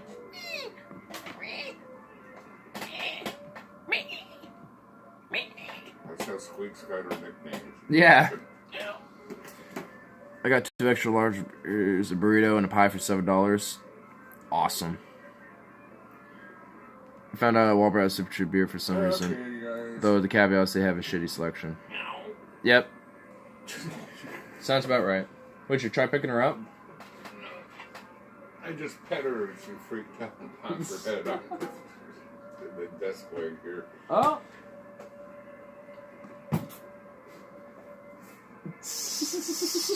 Leave me alone, she says. She's like, get the fuck away from me! I'm trapped! Perpetual fear! All I want to do is just pet her and, like, give her love, and she's, like, has existential terror. It's like, goodness. Bandit says, oh boy, oh boy, oh boy. I know, boy, Bandit's... Yeah, okay. Either that, or, like, I will eat you. It's like, I will eat your finger. It's either that, or, like, I'll, like, grip your finger and eat it. Or pretend you are prey. Because you angered me. Because I do not want to be petted at this time. Bandit? Yeah. There's sometimes he won't be up for a petting. Sometimes he'll just be like... He'll literally, like, take his paw and just grip my hand and just, like, and then get his other paw and just... And then and just gnaw my hand and just be like, he'll do it quickly. He'll be like, and then just throw me away and be like, and just kind of sit there like, no. Defensive, no. And just like, okay, Bandit, alright, you obviously don't want to, like, he was like, Right. I know, it's funny, like, he's pretty much in the human equivalent of, like, no. Like, no. Like, that's the human equivalent of that. You know, this is like, okay then. Alright, Bandit, I won't do that again. Well, at least for now. Guess he's outside. Yeah, I think he's outside right now. Or else he'd be like wandering around begging for food. Speaking of which, I could probably get him in, considering that food is kind of beginning. I was trying to get him earlier, but. Bandit. Bandito.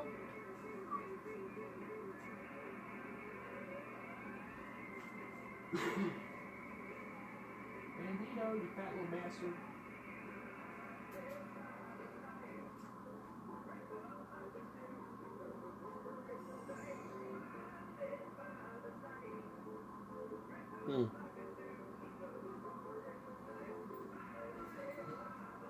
Well, I don't think he's in this section of the house. Yeah, okay. Yeah. He's probably in another part. If it was within the vicinity, he would have just lunged for me. Right, yeah. I didn't even celebrate Bicycle Day either. Oh well. Well, now I just got a little chill. A little too chill. I'm gonna flip this on.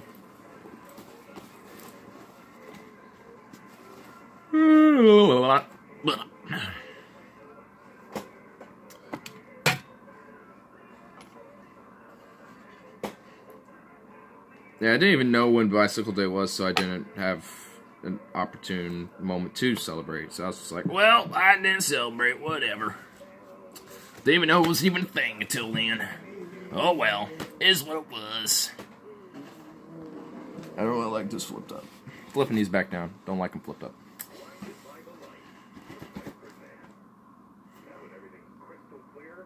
Uh-oh. Bah! Bah humbug. You know what? That's just the look of the base. I gotta, like, deal with this. Jeez. What the hell is all that nonsense right there, bro? Like, what is that? What could that be? It's me, or are you into darkness again? A little bit. It's consequential of the, night. Good night. Good night.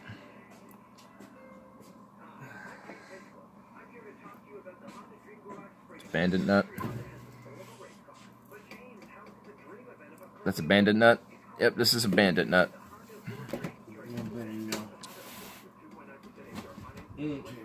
Oh, have a good night.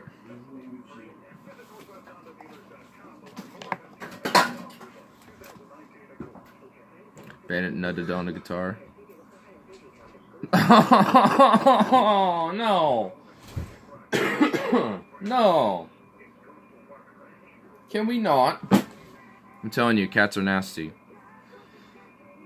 I know cats are nasty, bro. They lick their own ass. Like, come on. Like, of course they are. I acknowledge the nastiness of a cat. I own 5 of these fuckers. Of course I know this shit. But, like... It's just, I don't think... fucking... I'm pretty sure that's just due to the fact that there was a fucking pick. That also consequentially is black. Wait, you have 5 cats? Bandit. Meg. Cleo. Curly. Yeah. That's a lot of pussy. It's not the pussy I asked for when I sold my soul to the devil, alright? Played me like a fiddle, so what can I expect?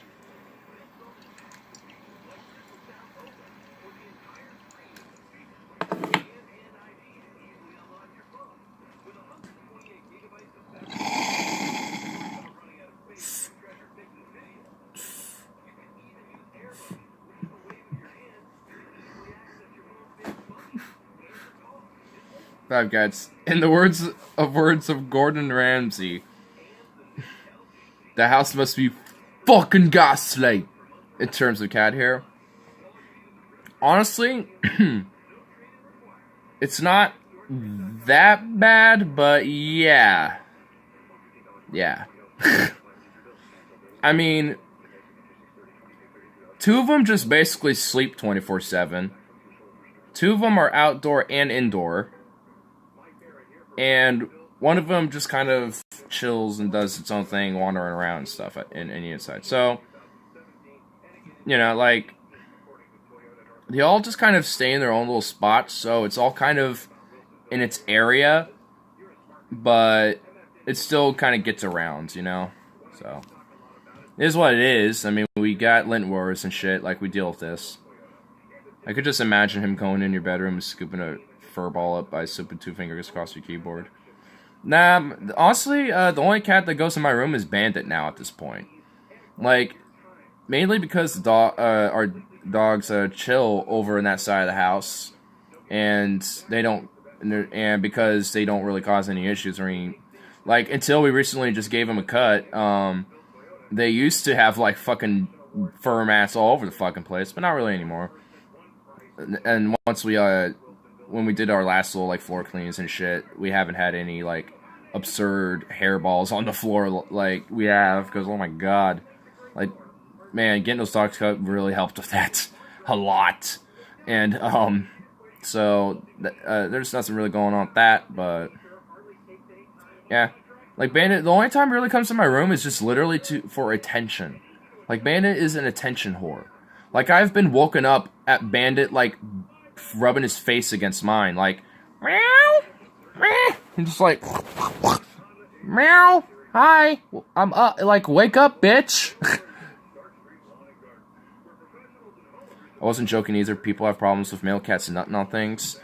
Oh, hey, look, I actually get this because Curly, we didn't, he's the only other male cat, that we have, and he got around a little bit before we neutered him. So he's still got a little bit that little in his mind, you know what I'm saying? So every now and then, he makes some fun use of my dad's leg every now and then whenever he's sleeping. So, and there's been a few times where he's made some fun use of me too. It's like, get the fuck off me, cat. What the you? No, I'm not your plaything. Fuck off, you freak. Jeez. So like, what the fuck, cat? Like, I'm sitting here just chilling, you know, petting you, and all of a sudden you start getting on my arm like, ooh, giggity. And I'm like, what the fuck? No. Okay, now this got weird, cat. Get away. That's retarded, cats are.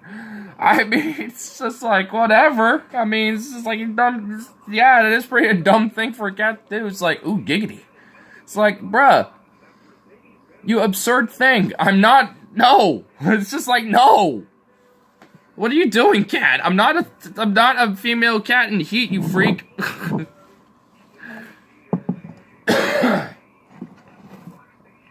But he doesn't really do that anymore. At least not that I know of. But, at least not to me.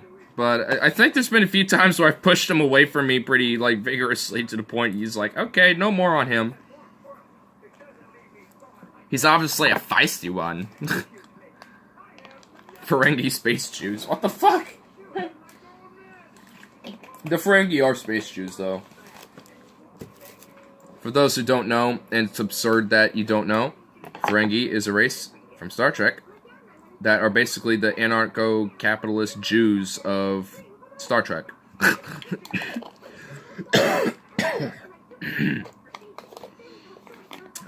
Took a swig of Snapple. Some of that shit went in my fucking throat. The wrong throat. That was not good. Nearly caused me to have a fit. That would not have been good. Gold pressed latinum. Yes, yeah. I want to get some gold pressed latinum. Yeah, sure. We must go to the great continuum, where we make our profits. Where everything capitalistic is ethical. Including literally exploiting things and people. You gotta admire the Ferengi. I admire all races of Star Trek because they're based, like, I don't know if, I was talking about this before anyone showed up on stream, that's just kind of a filler. But I was talking about how, like, the philosophies of all these different, like, Star Trek races have, like, are basically, you know, in essence, just these different, like, philosophical ideas that people have, like capitalism, post-capitalism, you know, like, you know, Roman republics, you know, or, like, you know, like, honor systems, stuff like this, you know, different philosophies that humans have had throughout history, even today, you know, or at least at the time Star Trek was around today.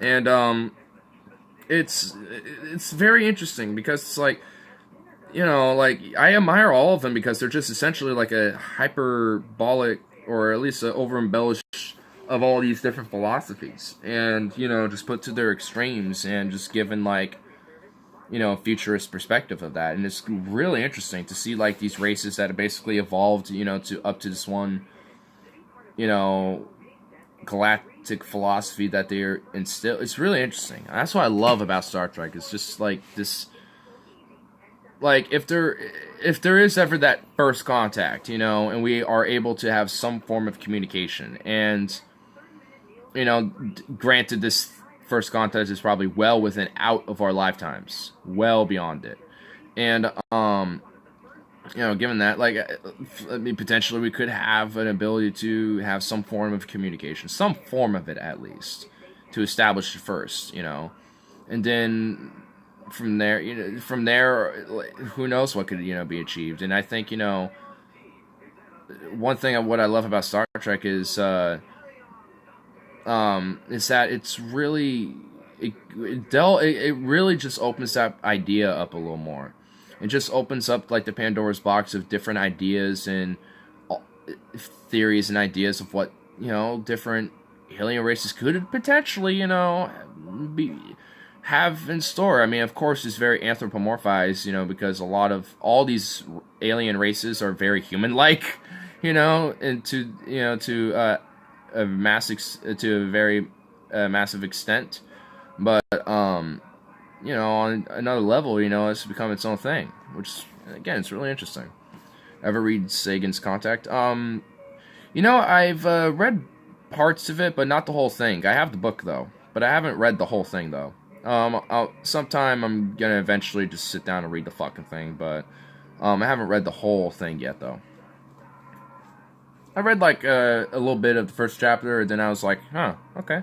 Let me, like, delve through the middle of it, see what else, you know, is going to be intriguing about this. And it was like, oh my god, I'm in for a treat. I just haven't picked it up again.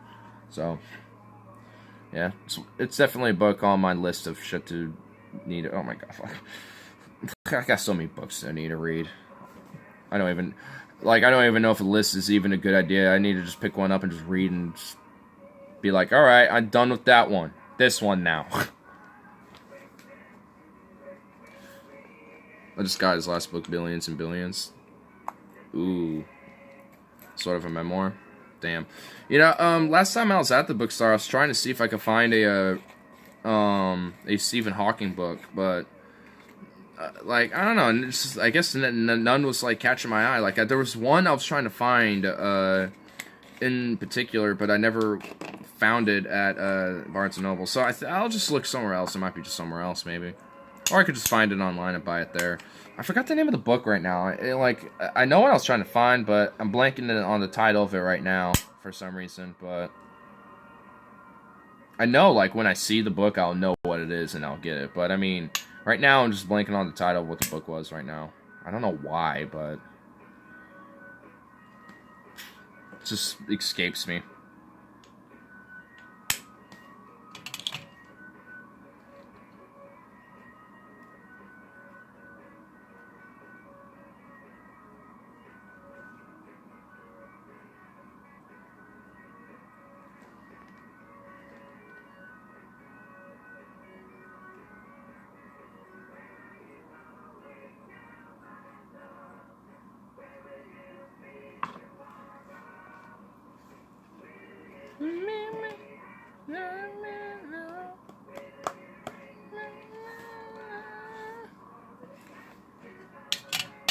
Don't even know what the song is. I'm just, like, humming it off like I know it.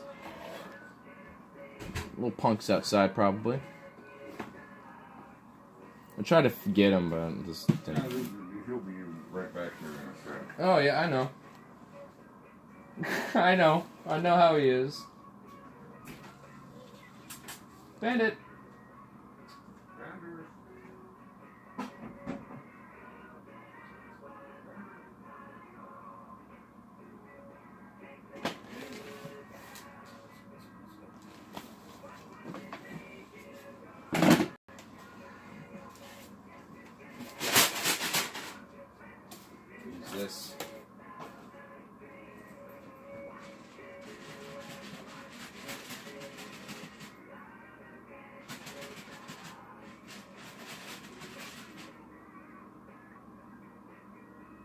shuffling.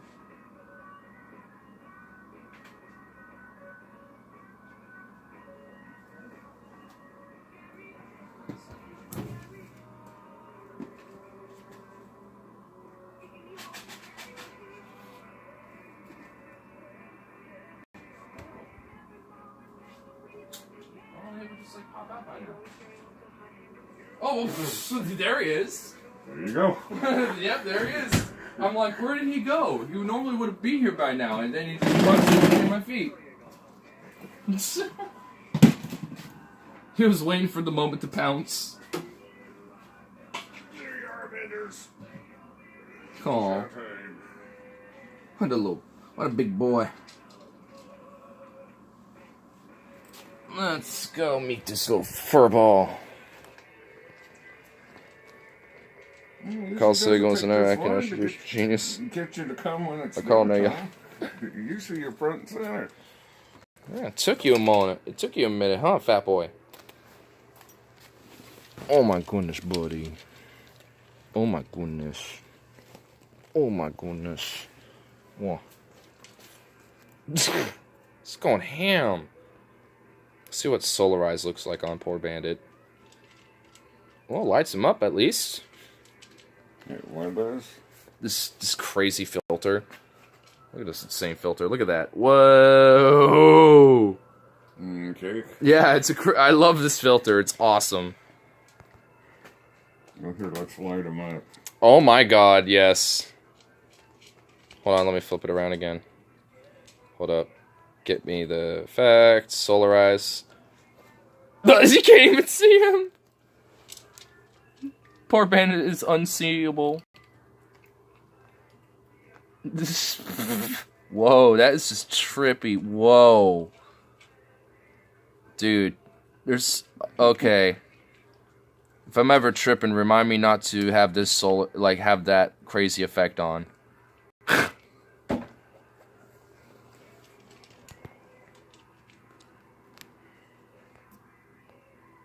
Whoops. Oops. Oh, this is a big boy. I'm moving a little.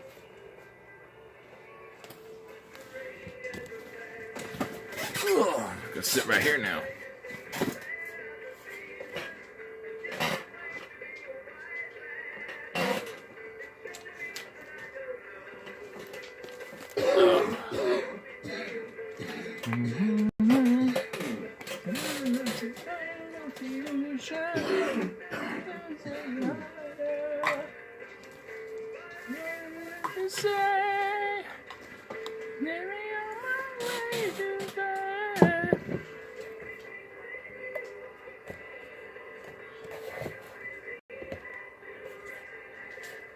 Don't you cry no more, yeah.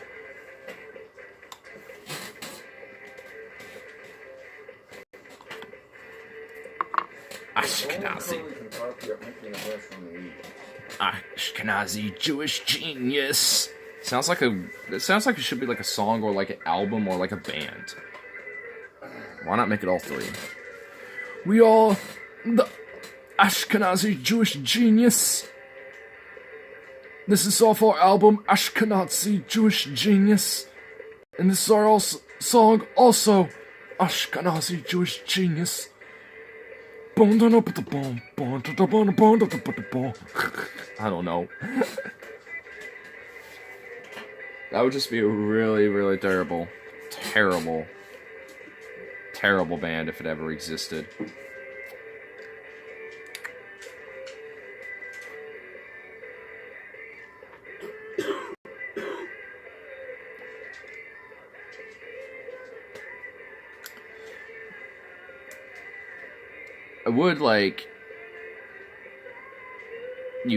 I would use this, but it's just like, I think it's just clogged. That's the problem with it. And it's kind of difficult to kind of, unclog it without the use of some heat in order to help get some of this resin a little moisturized, or at least a little more liquidy to kind of get it out or something. But oh well, what can you do, say? There we go. There we go, fixed it.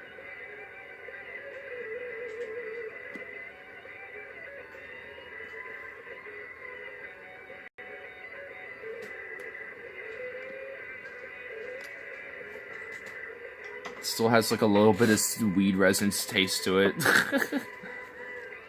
It's been forever since I used that damn thing too. Bandito. Bandito boy. Hey. Hey buddy. Hey, come on boy. Oh, buddy boy. Oh my god, you're fat. Ugh. Oh my goodness, buddy. Oh my goodness. Hey, little boy.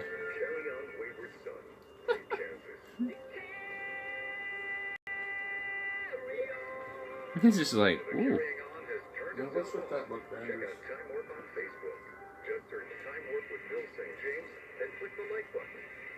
He doesn't know what to do. He's just like, oh, I love this, but at the same time, I want to not be here right now. Don't eat all the other piggies' food before they eat it all. At the same time, he wants all the love and bliss. Oh my goodness. Oh my goodness. Oh my goodness. She's a boy. Oh. Aww. Time Warp has been brought to you by Blue Emu Lidocaine Cream and Blue Emu Maximum Arthritis Cream. Works fast and won't stink. Available at nationwide retailers. Classic Rock. You leaving me now? Alright.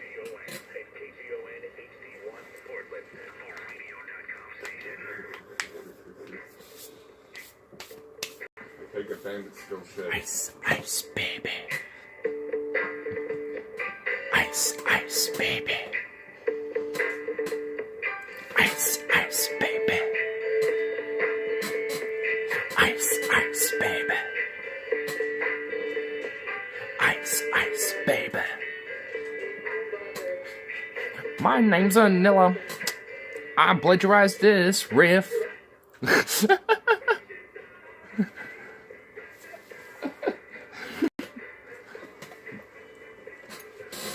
Oh man. Low key, he made a banger, but jeez, it's just so plagiaristic as fuck. I mean, it's a sample, I suppose, but still, it's just like, oh my god. It's just like such an obvious rip. And then the goes boom, boonch, boonch, boom, boonch, boom, boom, boom, boom, boonch. And that's like a pretty big riff, too. And I forgot what that one's off of. That was off of, doo-dooch, dooch, doo-dooch, doo-dooch, doo-dooch.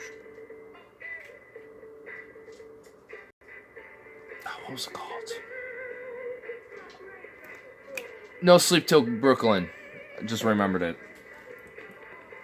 So, they take the riff of No Sleep Till Brooklyn and this... Under Pressure, and made a whole totally different song out of it, which is like, I guess, but there's no, like, sense of creativity besides that. And the lyricism. That was it. It's like, come on. You couldn't make, like, your own little riff in the middle of all this? Like, make, like, an outro, a bridge, like, a new lick in the middle of it all to kind of, you know... add like a cool little like something. I don't know, but no. Well, I think that date's coming down. They've created every musical combination that could ever be created. I mean, So no matter what you do, somebody else has already done it.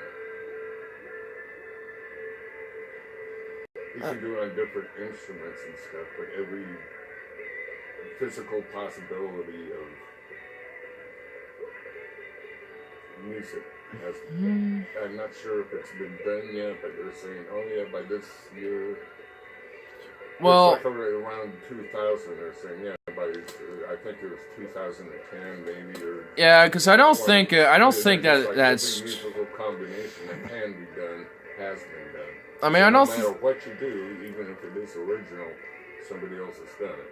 I mean, I don't know if that's like true yet. I mean, obviously at a certain point that will. But I don't know. I mean, on some level, yeah. No, I think that just goes for most instrumentation because it's starting to get a lot like more. Where he goes into still food. He's still by the door, quietly observing and waiting.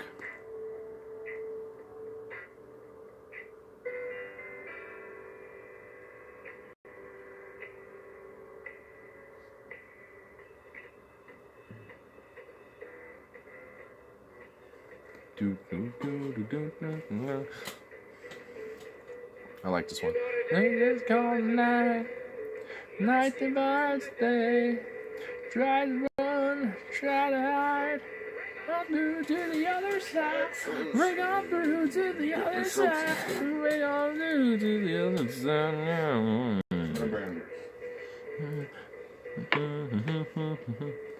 Treasures there. There's no treasures there. Tonight the road, sunlight. Bring us through to the other side. Bring us through to the other side. Bring on through.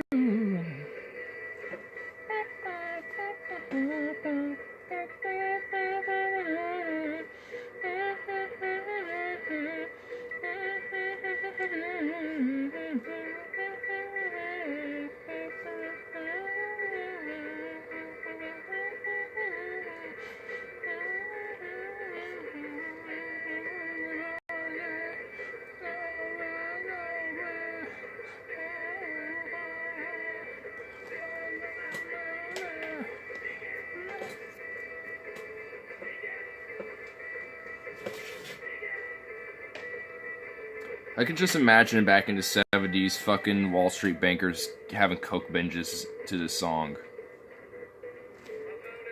We gotta break the stockings to the other side!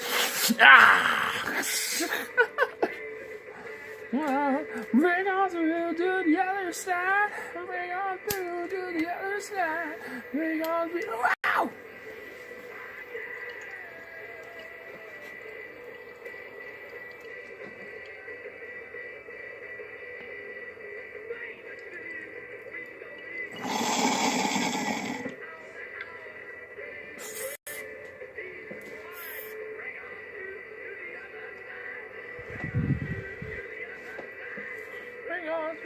Bring on through, bring on through, bring on through, yep, yep, yep, yep, yep, yep, yep, yep. I'm saying yep instead of eh, but whatever. KGON. Did you get a chance to see the Burrito vs. Burger cartoon I sent you? There's a whole series of them. Are you fucking kidding me? Wow. Someone else is having this conflict and they made a whole cartoon series out of it. Dude, the burrito hands down though. Come on. Come on, dude. You know my position on this. You should already know. Burrito, hands down. You want me to spam fucking burritos? I'll spam you some goddamn burritos. Watch. You will unleash a beast and you don't want to. But you know what? The beast has already been unleashed. Pandora's box is already gone. Which one's the best burrito looking fucking thing? That's the best burrito. I can only send 3 of these bitches? Okay, good. I'm spamming this shit. There we go. You are unleashing a beast, my friends. This will be most unpleasant, I tell you. And while we're at it, maybe you'll find some of those intriguing. Even a song on it? Jesus Christ. There's even a song on it. Well, I hope you understand, burrito wins. Shit. Yeah, exactly. Shit, son. What you gonna do, bro, when the burritos come for you? Bad burgers, bad burgers. What you gonna do? What you gonna do when the burritos come for you? Bad burgers, bad burgers. Them burgers got them pickles and onions, but them burritos got the jalapenos too.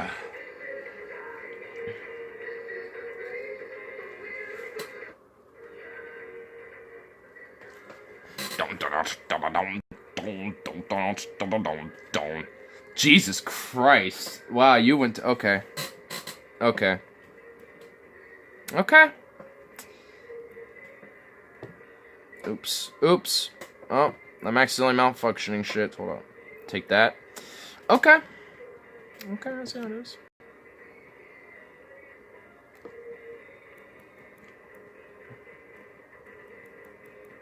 Okay. Alright.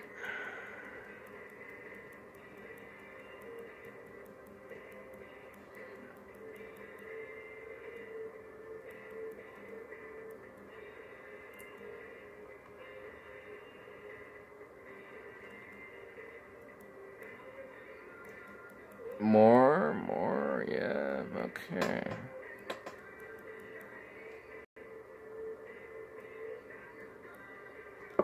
I sent some hand motions. Alright.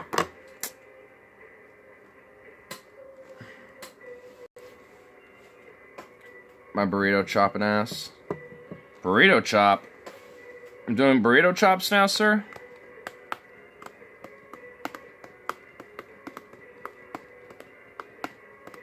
Oh god, you damn right, son.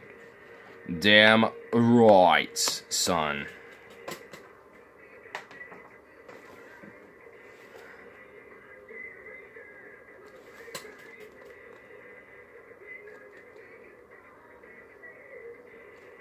Oh god. Yep. Oh shit. Ah, shizzles. Oops. There we go. Yeah, you got a little bit of a problem there, sir. My finger's tired. I'm telling you, bro. Burritos win. It's like it's Gorilla. Gorilla wins. Because it's Gorilla. Speaking of which, I kind of want to watch that stream again. It's Gorilla stream. Oh, the greatest of memes. The meme of memes. It's Gorilla. Oh, man. I have to just give my utter thanks to TJ, Paul, and Scotty. Because they give me the greatest fucking things to just cherish in life. The green misty sky, the fucking memes of It's Gorilla. And just the manatee, bringing him out. And just everything, dude. It's just like, damn, son. Maybe not so much of the manatee anymore. But, you know, during their peak, you know, in their heydays in the early YouTube, you know. But, man, they're cool-ass fucking people, man. One day, I hope they'll have a meetup in Portland and I get a chance to fucking meet these dudes. Because I honestly think we probably would click like that. Oh my fucking god, I look over and I see this shit. Jesus Christ. Man, you let me out. You kind of pop out. You let me down on my guard on that one. Jesus. Well, I'm gonna have to show you then, huh? Remember, I'm a fucking millennial. I can do this.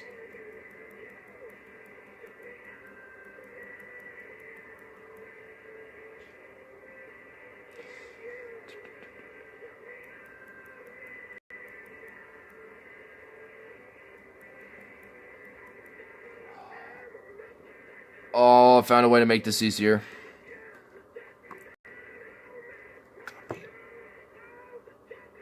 Paste. Paste. Paste.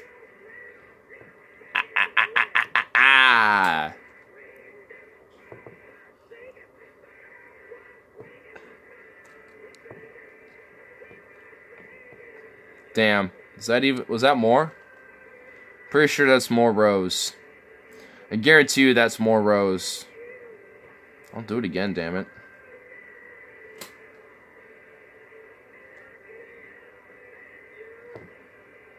We can go all day, boy. Or I guess all night. The burrito burger wars continue, but hey, it's fine. It's okay. I got my routine down.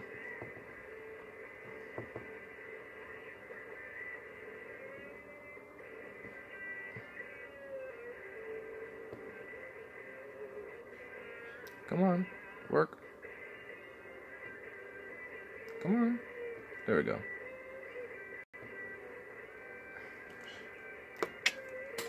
Okay, I give up for tonight. Good. Hold up.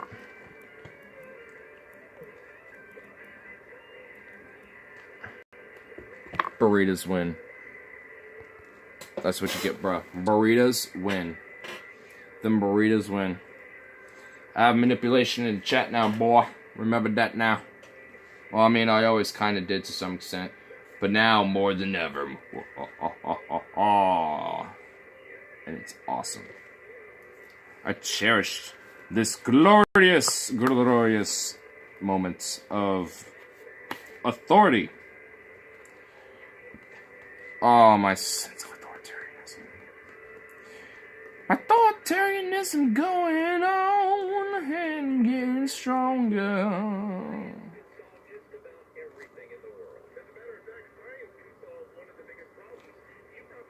Not really. Evil boy. Hey, it's relative, okay?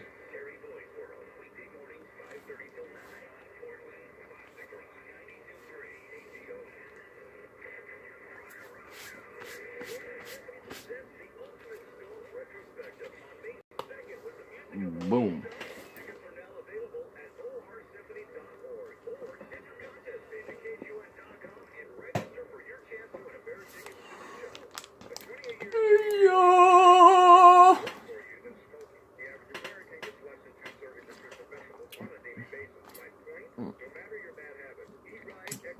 This was random little side note, but one thing I noticed about my wisdom teeth coming in is that the gums around it kind of open up a little more.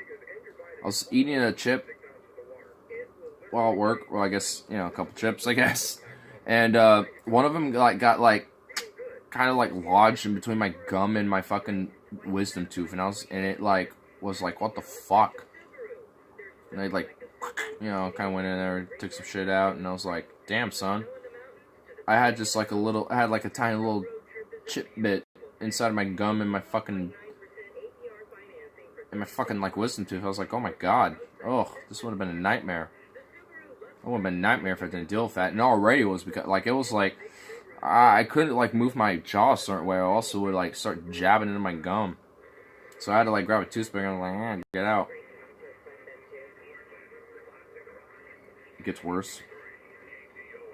Well, I mean, not really. Last time I was at an orthodontist, I was saying my wisdom teeth are coming in actually pretty nicely. These top two are already, there.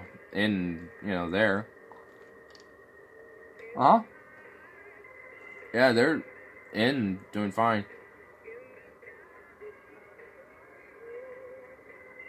I mean, this one's still kind of getting in, but this one here is the one. And then this one here is the one that's, been the one that moves around.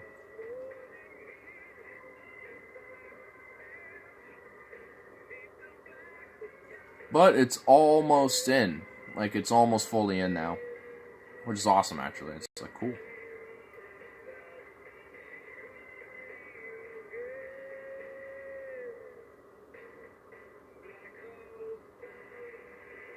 Yeah, it's almost there. It's 90% of the way there. Most people I know need to get a few out. You have 4. Yeah, all mine are coming in so far pretty nicely. This one isn't totally in. This one's almost in. But this one's starting to kind of push itself up more. So, that's why it's kind of sore now. I get this every couple months. So, I know it's just moving itself more in. So, I'm just like, well, as long as I keep shit good here, I'm fine. So. Oh, I already got a bowl. Oh my god, I'm just I'm gonna load a bowl now. Oh wait, I got a bowl loaded, never mind.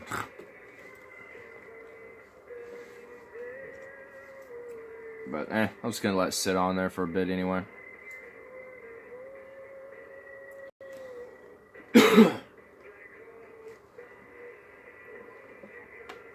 Oh, come on. There we go. Yeah, but I was about to say, I actually found out mine were packed. Damn. Yeah. Alright, you know, if they end up starting to become a problem, then I will get them removed, but they haven't really been too much of an issue besides every couple months, just a slight soreness over here because it's getting in. But, there's actually one time when I was like 5 or 6 or some shit, where I had a root canal, like on, I think, this tooth here. You can't see, so it doesn't matter. But, yeah, I found one. Yeah. But, so they filled it in, but by the time I was like 15, the tooth completely died at that point, and like, oh no, by the time I was like 11 or 12, it completely died and just broke apart over time. And there used to be like these 2 little bits that are just sticking out here that were just kind of chilling there for like the longest time. It was like my own little like weird like mini baby thing, jagged like little cut things. It was a little weird. And then but I have another one still, and I could just barely touch it with like my nail.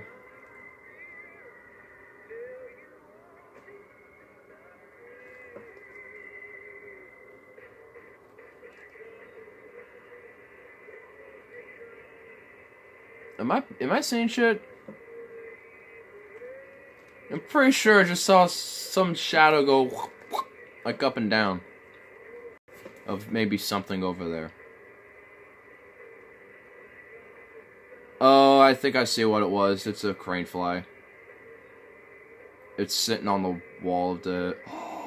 Oh, there's a big ass spider up there too. Whoa. Oh shit. I was seeing shit. It was just a bug. There's a spider chilling doing this thing. When the pus filled in, boy, what a pain. Oh. Ooh, I couldn't even imagine, dude. Oof.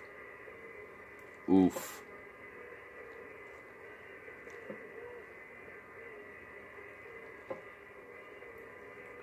Sorry. Oh my god.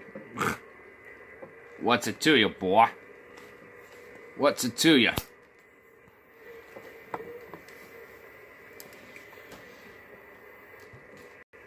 Close the damn thing.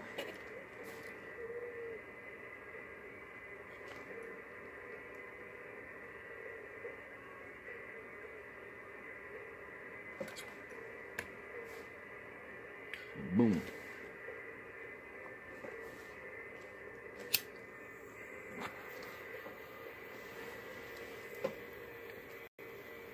Angry face. Well, whatever. I'm getting some this week, but I'm gonna sit on it because don't know when I want to take it. But probably not for right now. But I'll get some just to sit on it, decide on my own little venture.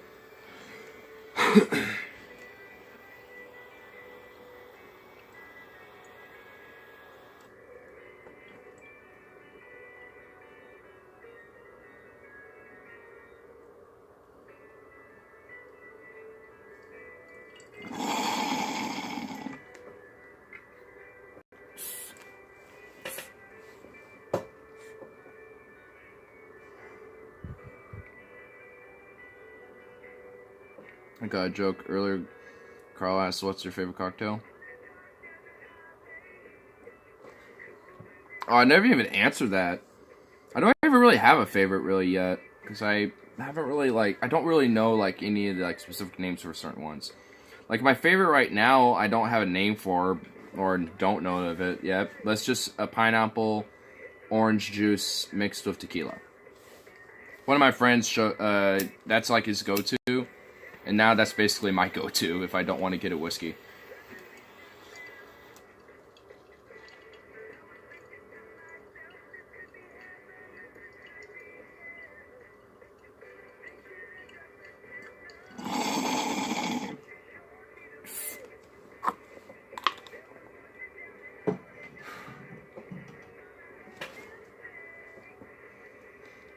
Welcome to the Hotel California. My favorite cocktails, Wahats.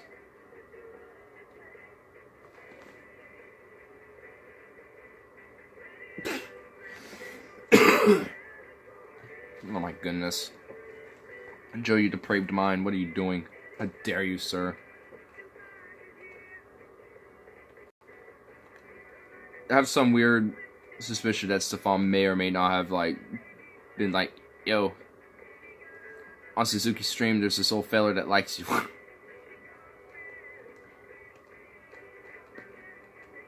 Well, of course, not taking you into account for it's always. Well. Eventually, I want to, like, what was it?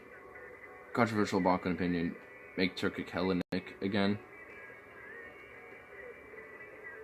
Hail Balkan. Okay. Controversial opinion, apparently. Make Turkey Hellenic again. No one say what Stefan's here. I guarantee he's probably heard that before. Make Turkey Greek again. Okay. I'm just like, okay, whatever. It's Carl out of nowhere. Make Turkey a majority Greek land again. Okay. Like, if Turkey was to be broken up into different states, like, besides, like, Armenia, maybe Kurdistan and shit, like, in Greece, and maybe Bulgaria, like, what the fuck would they, like, what other country will, like, come out of that? Or, like, countries? I'm actually kind of wondered that. Like, would there be, like, huh. Anatolia. Alright. Byzantium. Well, I mean, Byzantium would, Asia Minor. Well, okay. Alright. I can see, alright, I see all of them. Alright. I mean, Istanbul can just be a city-state of Constantinople, or something like that, you know, just keep it as Istanbul. Bandito! Hey, buddy. Well, just here's his name, and he's just like, ooh, tail raise and happiness and excitement.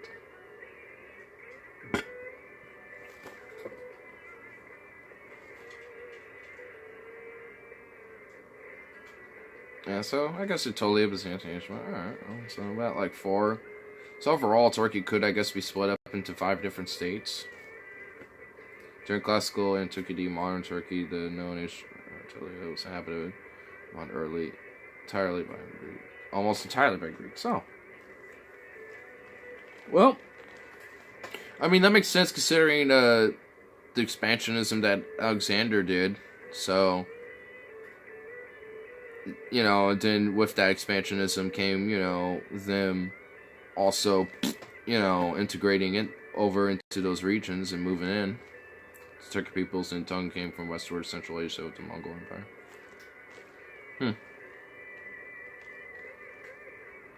Guess it makes sense why the Armenian genocide happened, because it's like, we came from these lands first, bitch. That's how they view it, so they're just like, fuck you. But even though the Armenians were probably there way before them.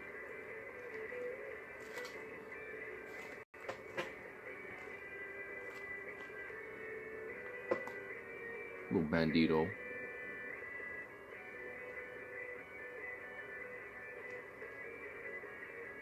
Sneaking around.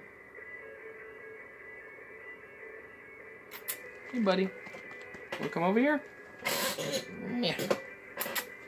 Bandit. Oh my god, you're eating more food. Jeez, you hungry fuck. Hey.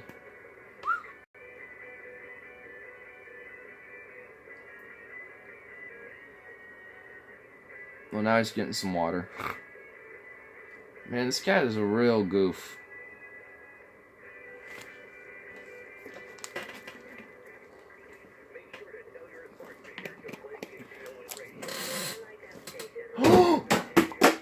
Oh, thank God.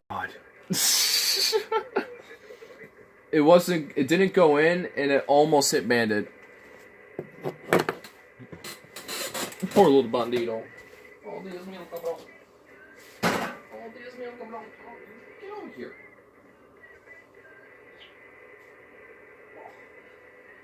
Hey, boy.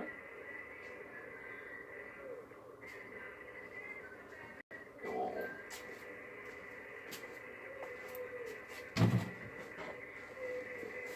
Oh. Oh my goodness. He doesn't want any of this. He's just like, no.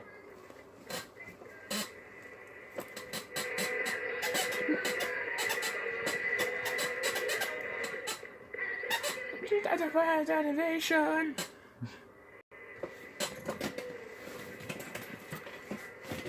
I should switch to people and go, give me back.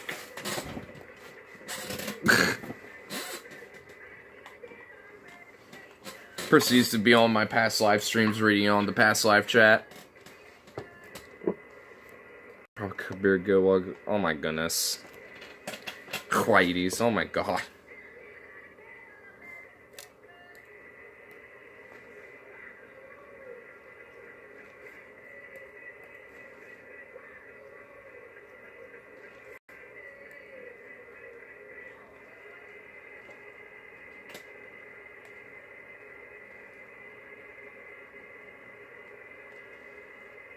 There we go.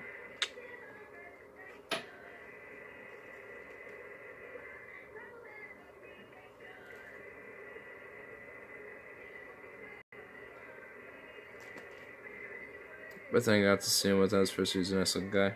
Yeah, he's definitely a nice looking dude. How's old Robert? Holding in there, I suppose. Doing his own thing.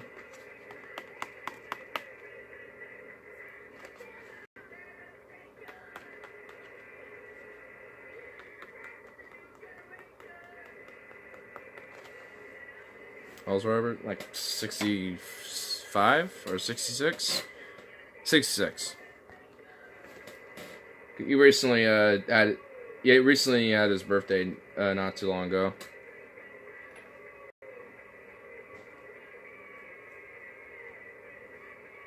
It was back in March. Oh, now you want attention, you little fucking weirdo. Hey, come here. Hey, get back here. You weird, you goof. Come here. Oh my god. I'm 29. I was just kidding about my age. Lol. Show you where, sir. Dude, who's making your videos? Oh, motherfuckers. Just gonna vote for the corporate Dem, just like you voted for Dukakis. Cucked out. You vote what? Dukakis?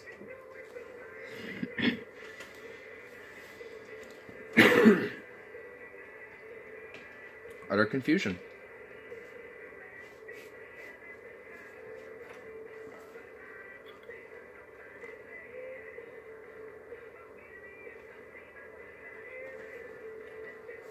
Wrong, and wrong. Carl, bitch. I got Dukakis, the Wall Street corporate cuck candidate from the 90s.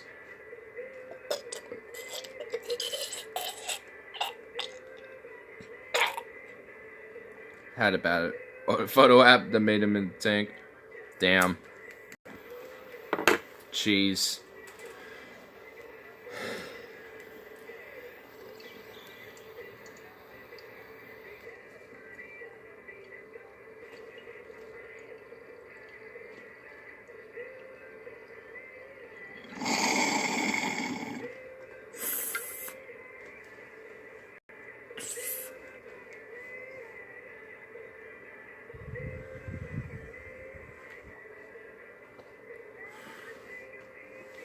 Rode in on a tank. To be fair, that's pretty cool. You're never gonna. Wouldn't being a cuck require you having a relationship in order to be cucked?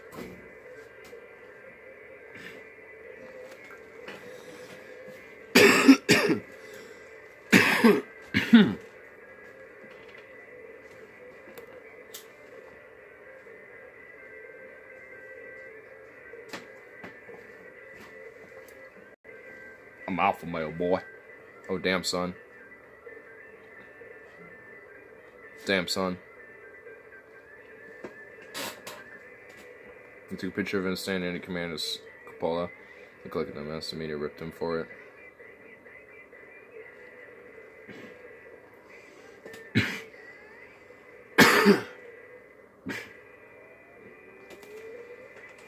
Bandit.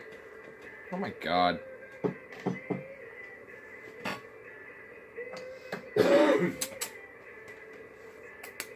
Bandit, get over here. Bandit. No, Bandit, no.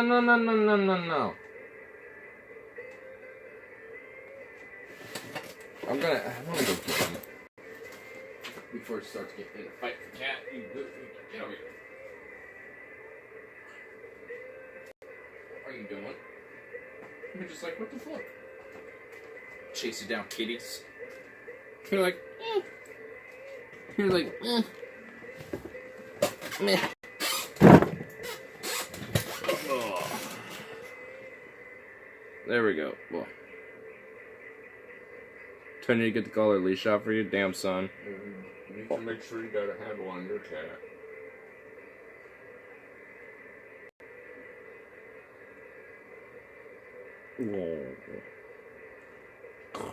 He's fine now. He don't give a shit. He's just like blissed out now. But a pup, maybe I'm not. Oh, fuck you. Oh, this pretty kitty. Oh my goodness. Oh, I got him blissed out of his mind. He's like, like his eyes are rolling back of his head. It's funny. Oh, no, not really anymore. Hold on. You buddy boy. Yeah. Yeah, you like it, don't you? Yeah, make sure your cat gets some attention. Every now and again. Yeah. I saw her earlier when I came on. Give her a little loving. No, I'm not done with you. You okay? Hey, buddy.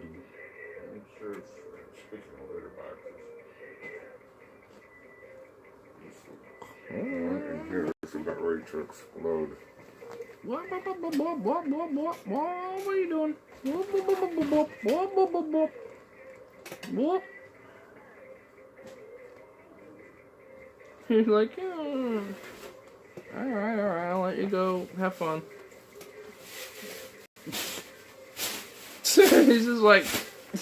He's like, oh shit! Get away from that! Yeah, I don't know why he decided to like go flee for a fucking bag. What, do you think there's food involved here? Beta pup. I'm dealing with the other end of you guys now. Got the front end taken care of, now I gotta deal with the back end. Oh my goodness.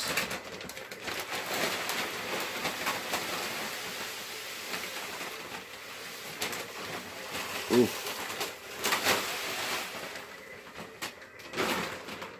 Special kitty litter.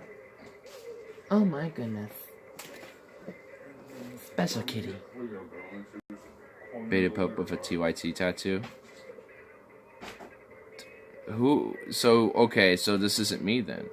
Because I don't have a tattoo at all.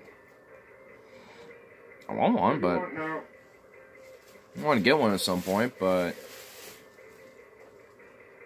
man, I don't got that. It wouldn't be a TYT tattoo, that's for sure.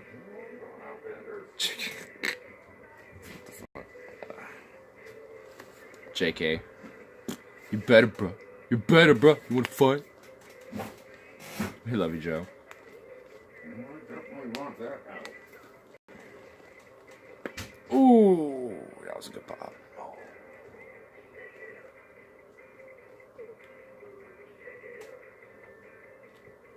It's like that felt nice.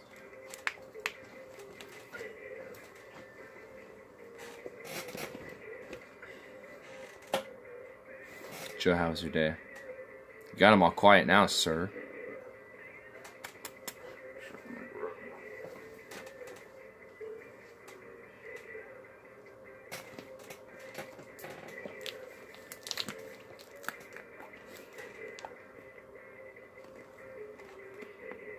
till they call. My feels are hurt. I smoked a cigarette earlier. Yeah, I was stopped by to go say hello to Pit Monk, my friend Pit Monk. And yeah, my friend Pit Monk had himself a cigarette, man. And I took some little cigarette break, you know what I'm saying? We had a little cigarette break.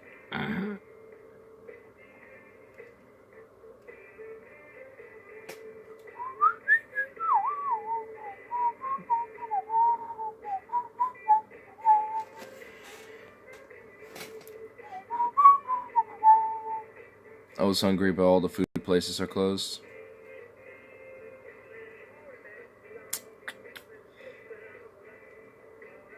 I do got some burritos I can heat up. The cigarette die's real, bro. Oh my god. This broken nigga died though. Oh my god. No. Stop. Oh. Ugh. Cigarettes fill you up. Oh my god. No, dude, just have ramen. That's like 99 cents. A little pack. For fuck's sake, what are you doing? Oh my god. That's not substantial either, but at least it's something. Fuck. At least you get... Nicotine kills the hunger, like coffee. Kill the hunger with actual... Oh my god. I mean, it does. I mean, nicotine does actually help somewhat with, digestionness, and its effectiveness and stuff. So it does actually kind of help out that a little bit. So, but, still though,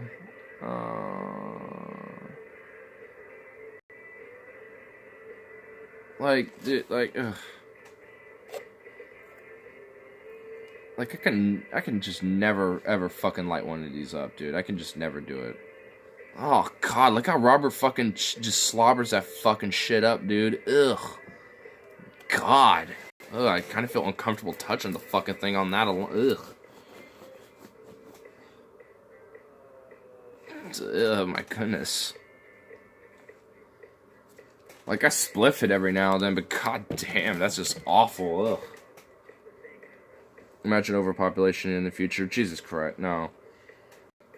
I hate these people that literally say, overpopulation ain't a problem. We got it, like, the birth rates are actually negative. It's like, good? It's like, okay. It's like, that's, I mean, you're not seeing the problem with overpopulation of the other factor, though, because we got low birth rates other places, but then you got extremely high birth rates in other regions, which is causing such a mass overpopulation, like, it makes no sense. It's like, dude, we have overpopulation problems. Why can't people admit it?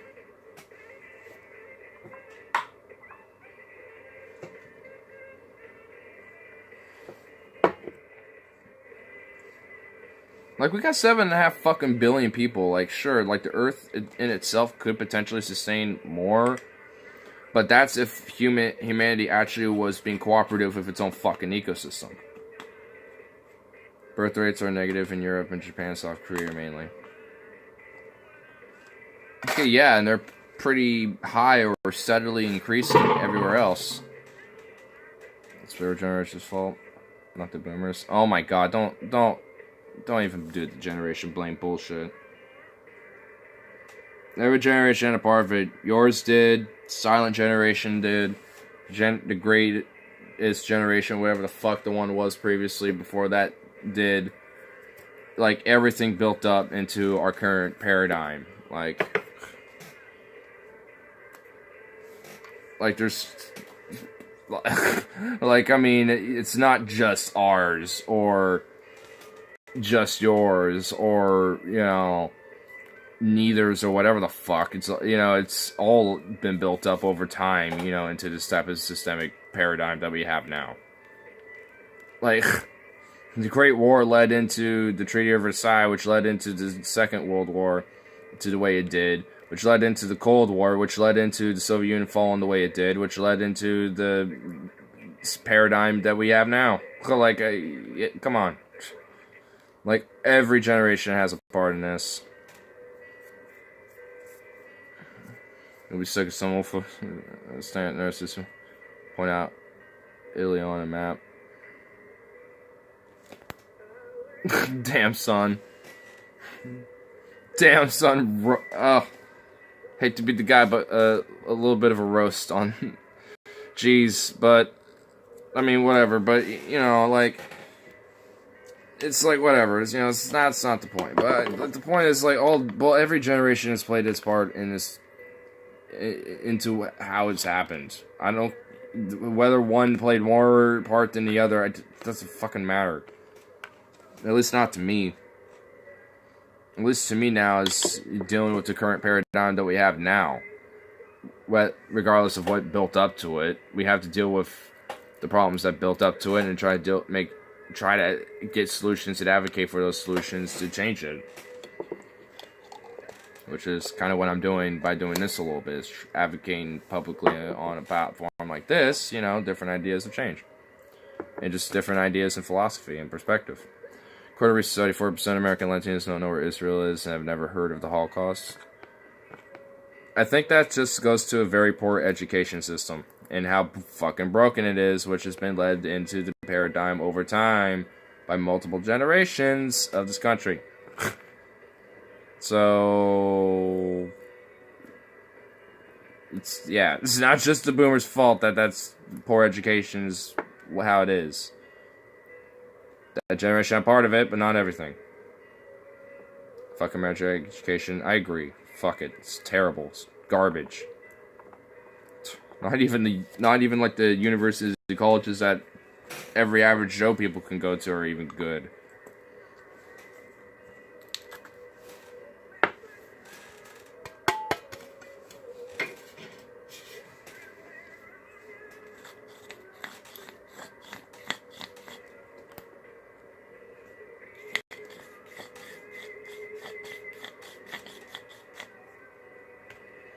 We're moving into theocracy and autism age.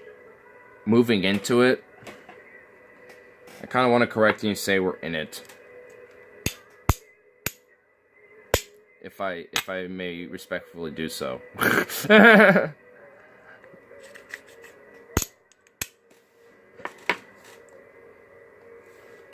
heard some Filipino dude sing this song when I saw Journey live.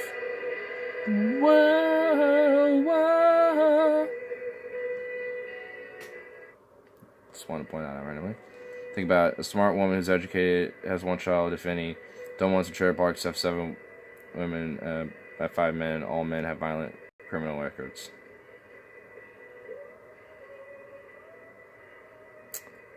Lots of babies being pumped. And plus, some of those men are probably getting around too. Same with the women. So, one big happy trailer park family. 7 children.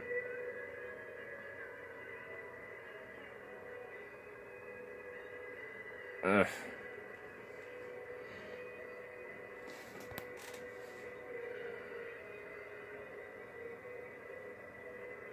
Smart people in this country are in baby war with the stupid ones. Stupid ones tend to have more children. That's true. Yeah. Like the most I've ever thought about rationally having is like 2. And even then, that's a stretch. A stretch. Like, and I'm even like debating on 1 at times. It's like, That's for right now. Opinion can change later on, but it's just like, smarter people tend to not do so as much. You didn't see Steve Hawking pumping children out. This birth control, stupid people don't use it and does so much. Yeah. Because smart people tend to usually be more rational in thought and be like, let's think of the consequences of what will happen ahead of time with this. I guess I have to go back to my dreams. No problem. What stupid thing are you thinking about doing? having another me, which which wasn't really the initial thing, but it was. Okay, first steps first. Get a girlfriend. Well, I mean, it was more on the whole broader conversation of like how people are usually more smarter since tend to have less children compared to people who are not. I mean, really. You know, so that was kind of the whole broader thing, because even I was just like, yeah, like, because I think, you know, because, like, someone who would be smarter or more, you know, kind of have a more rational thinking about trying to plan ahead and stuff. Idiocracy. Oh, yeah. Love that film. That's the whole idea. Stupid people who keep reproducing, and smart people just like, I like maybe one kid. Stupid people have hundreds. Yeah. Hence why that film is hence why that film to me is just like, oh, I love it so much, but at the same time I hate it because it speaks too true. Speaks too true. I just start bawling and out of just a break. Get drunk and fucking not use word control.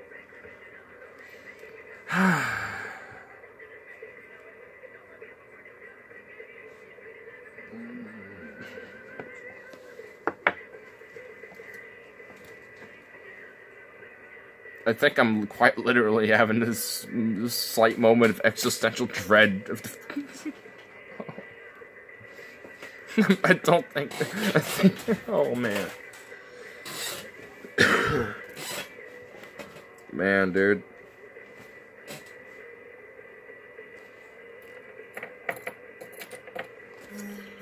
Ugh. Well.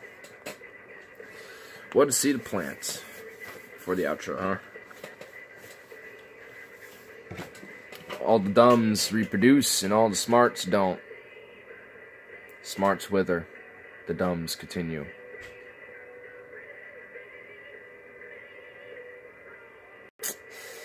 Well,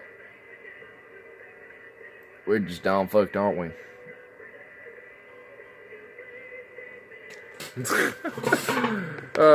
Idiocracy was not meant to be a fucking documentary, dude. It was never meant to be a documentary, guys. Okay? It was never meant to be that.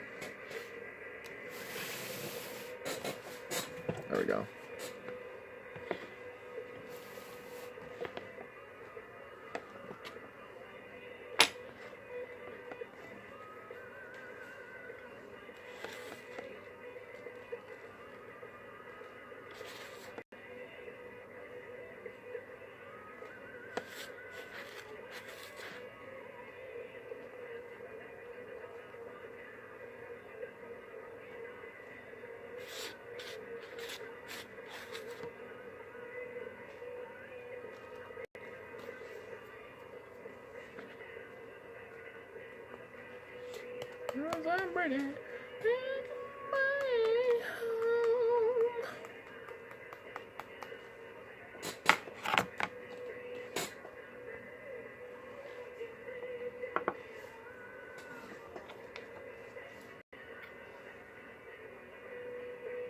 Make sure it's not clogged, because the bowl likes to do that sometimes. Because it is deep.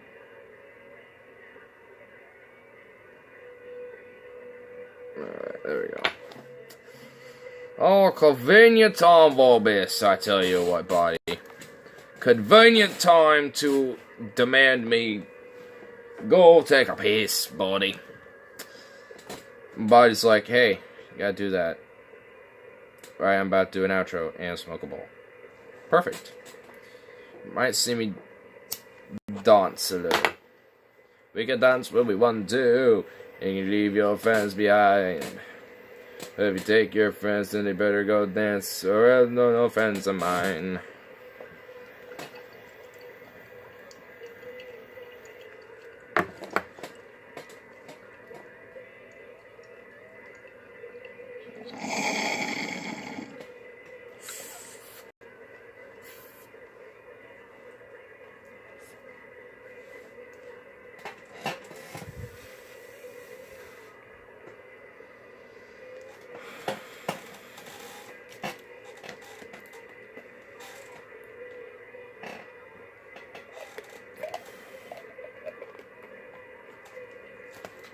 Nice.